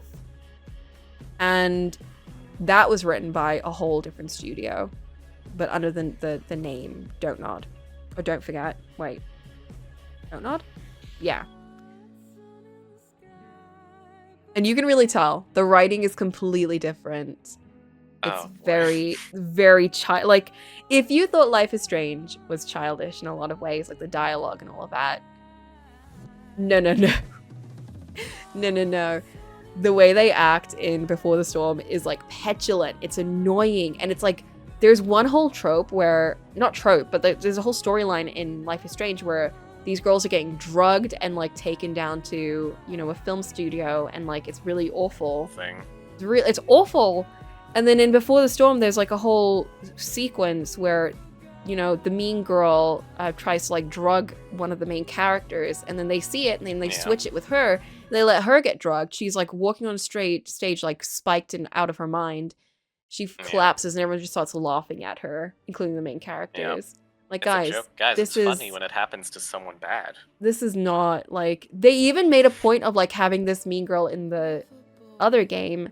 Like, you can befriend her and then you get like caught together and you can try and help her and everything. So it's so tone deaf to have done that in the Before game, but that's how you can kind of tell that it's clearly not the same writers.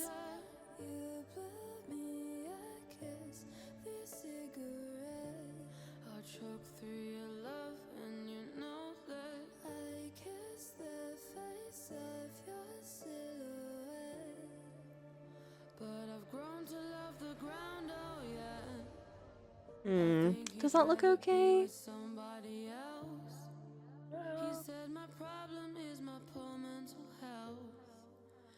He don't love me anymore, I can tell. I think he'd rather love a rock star as well. I think it looks fine, yeah. Sugar toy, he said. Sorry, I was tempted. Don't show me affection, yeah. I'm destroyed. The check for your redemption, spending on pills and perfection, yeah. I still made you angry, held me by my neck. It might be a bit higher, potentially. I'm thinking if you're like leaning over and crabbing over your easel.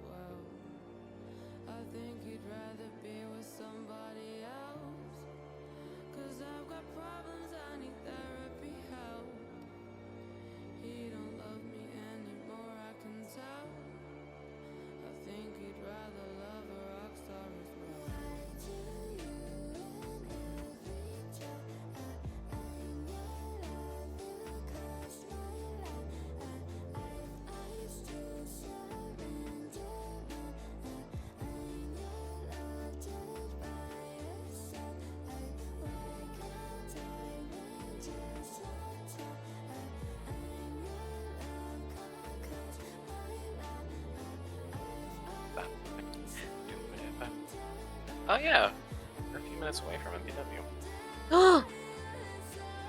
Yeah. Oh no, you're not gonna abandon, because I'm gonna stop, because it's already 12 a.m. But, Don't say. however, big progress. Yeah. Big progress. I've done one whole thing. And then this one is gonna be easier because I don't have to draw a dumb face. I just have to figure out how the hell the hair works. My constant struggle. It's true. How does hair work? Don't know. I don't know, Boop. I have constantly done the approach of like this and then this.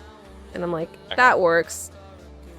Even when I was doing the 3D version, I literally, the way I did it was like this shape 3D-ified like into like this. And then I did that. That was my 3D version of Coco's hair. That's essentially what it is. But I love the floofiness. I love when it's like a swirl. I think that's a lot. That's like the vision I have where she's got like drill hair, but I don't like drills. So I want it to be like, kind of like a swoop. Like a soft swoop. It looks like ice cream.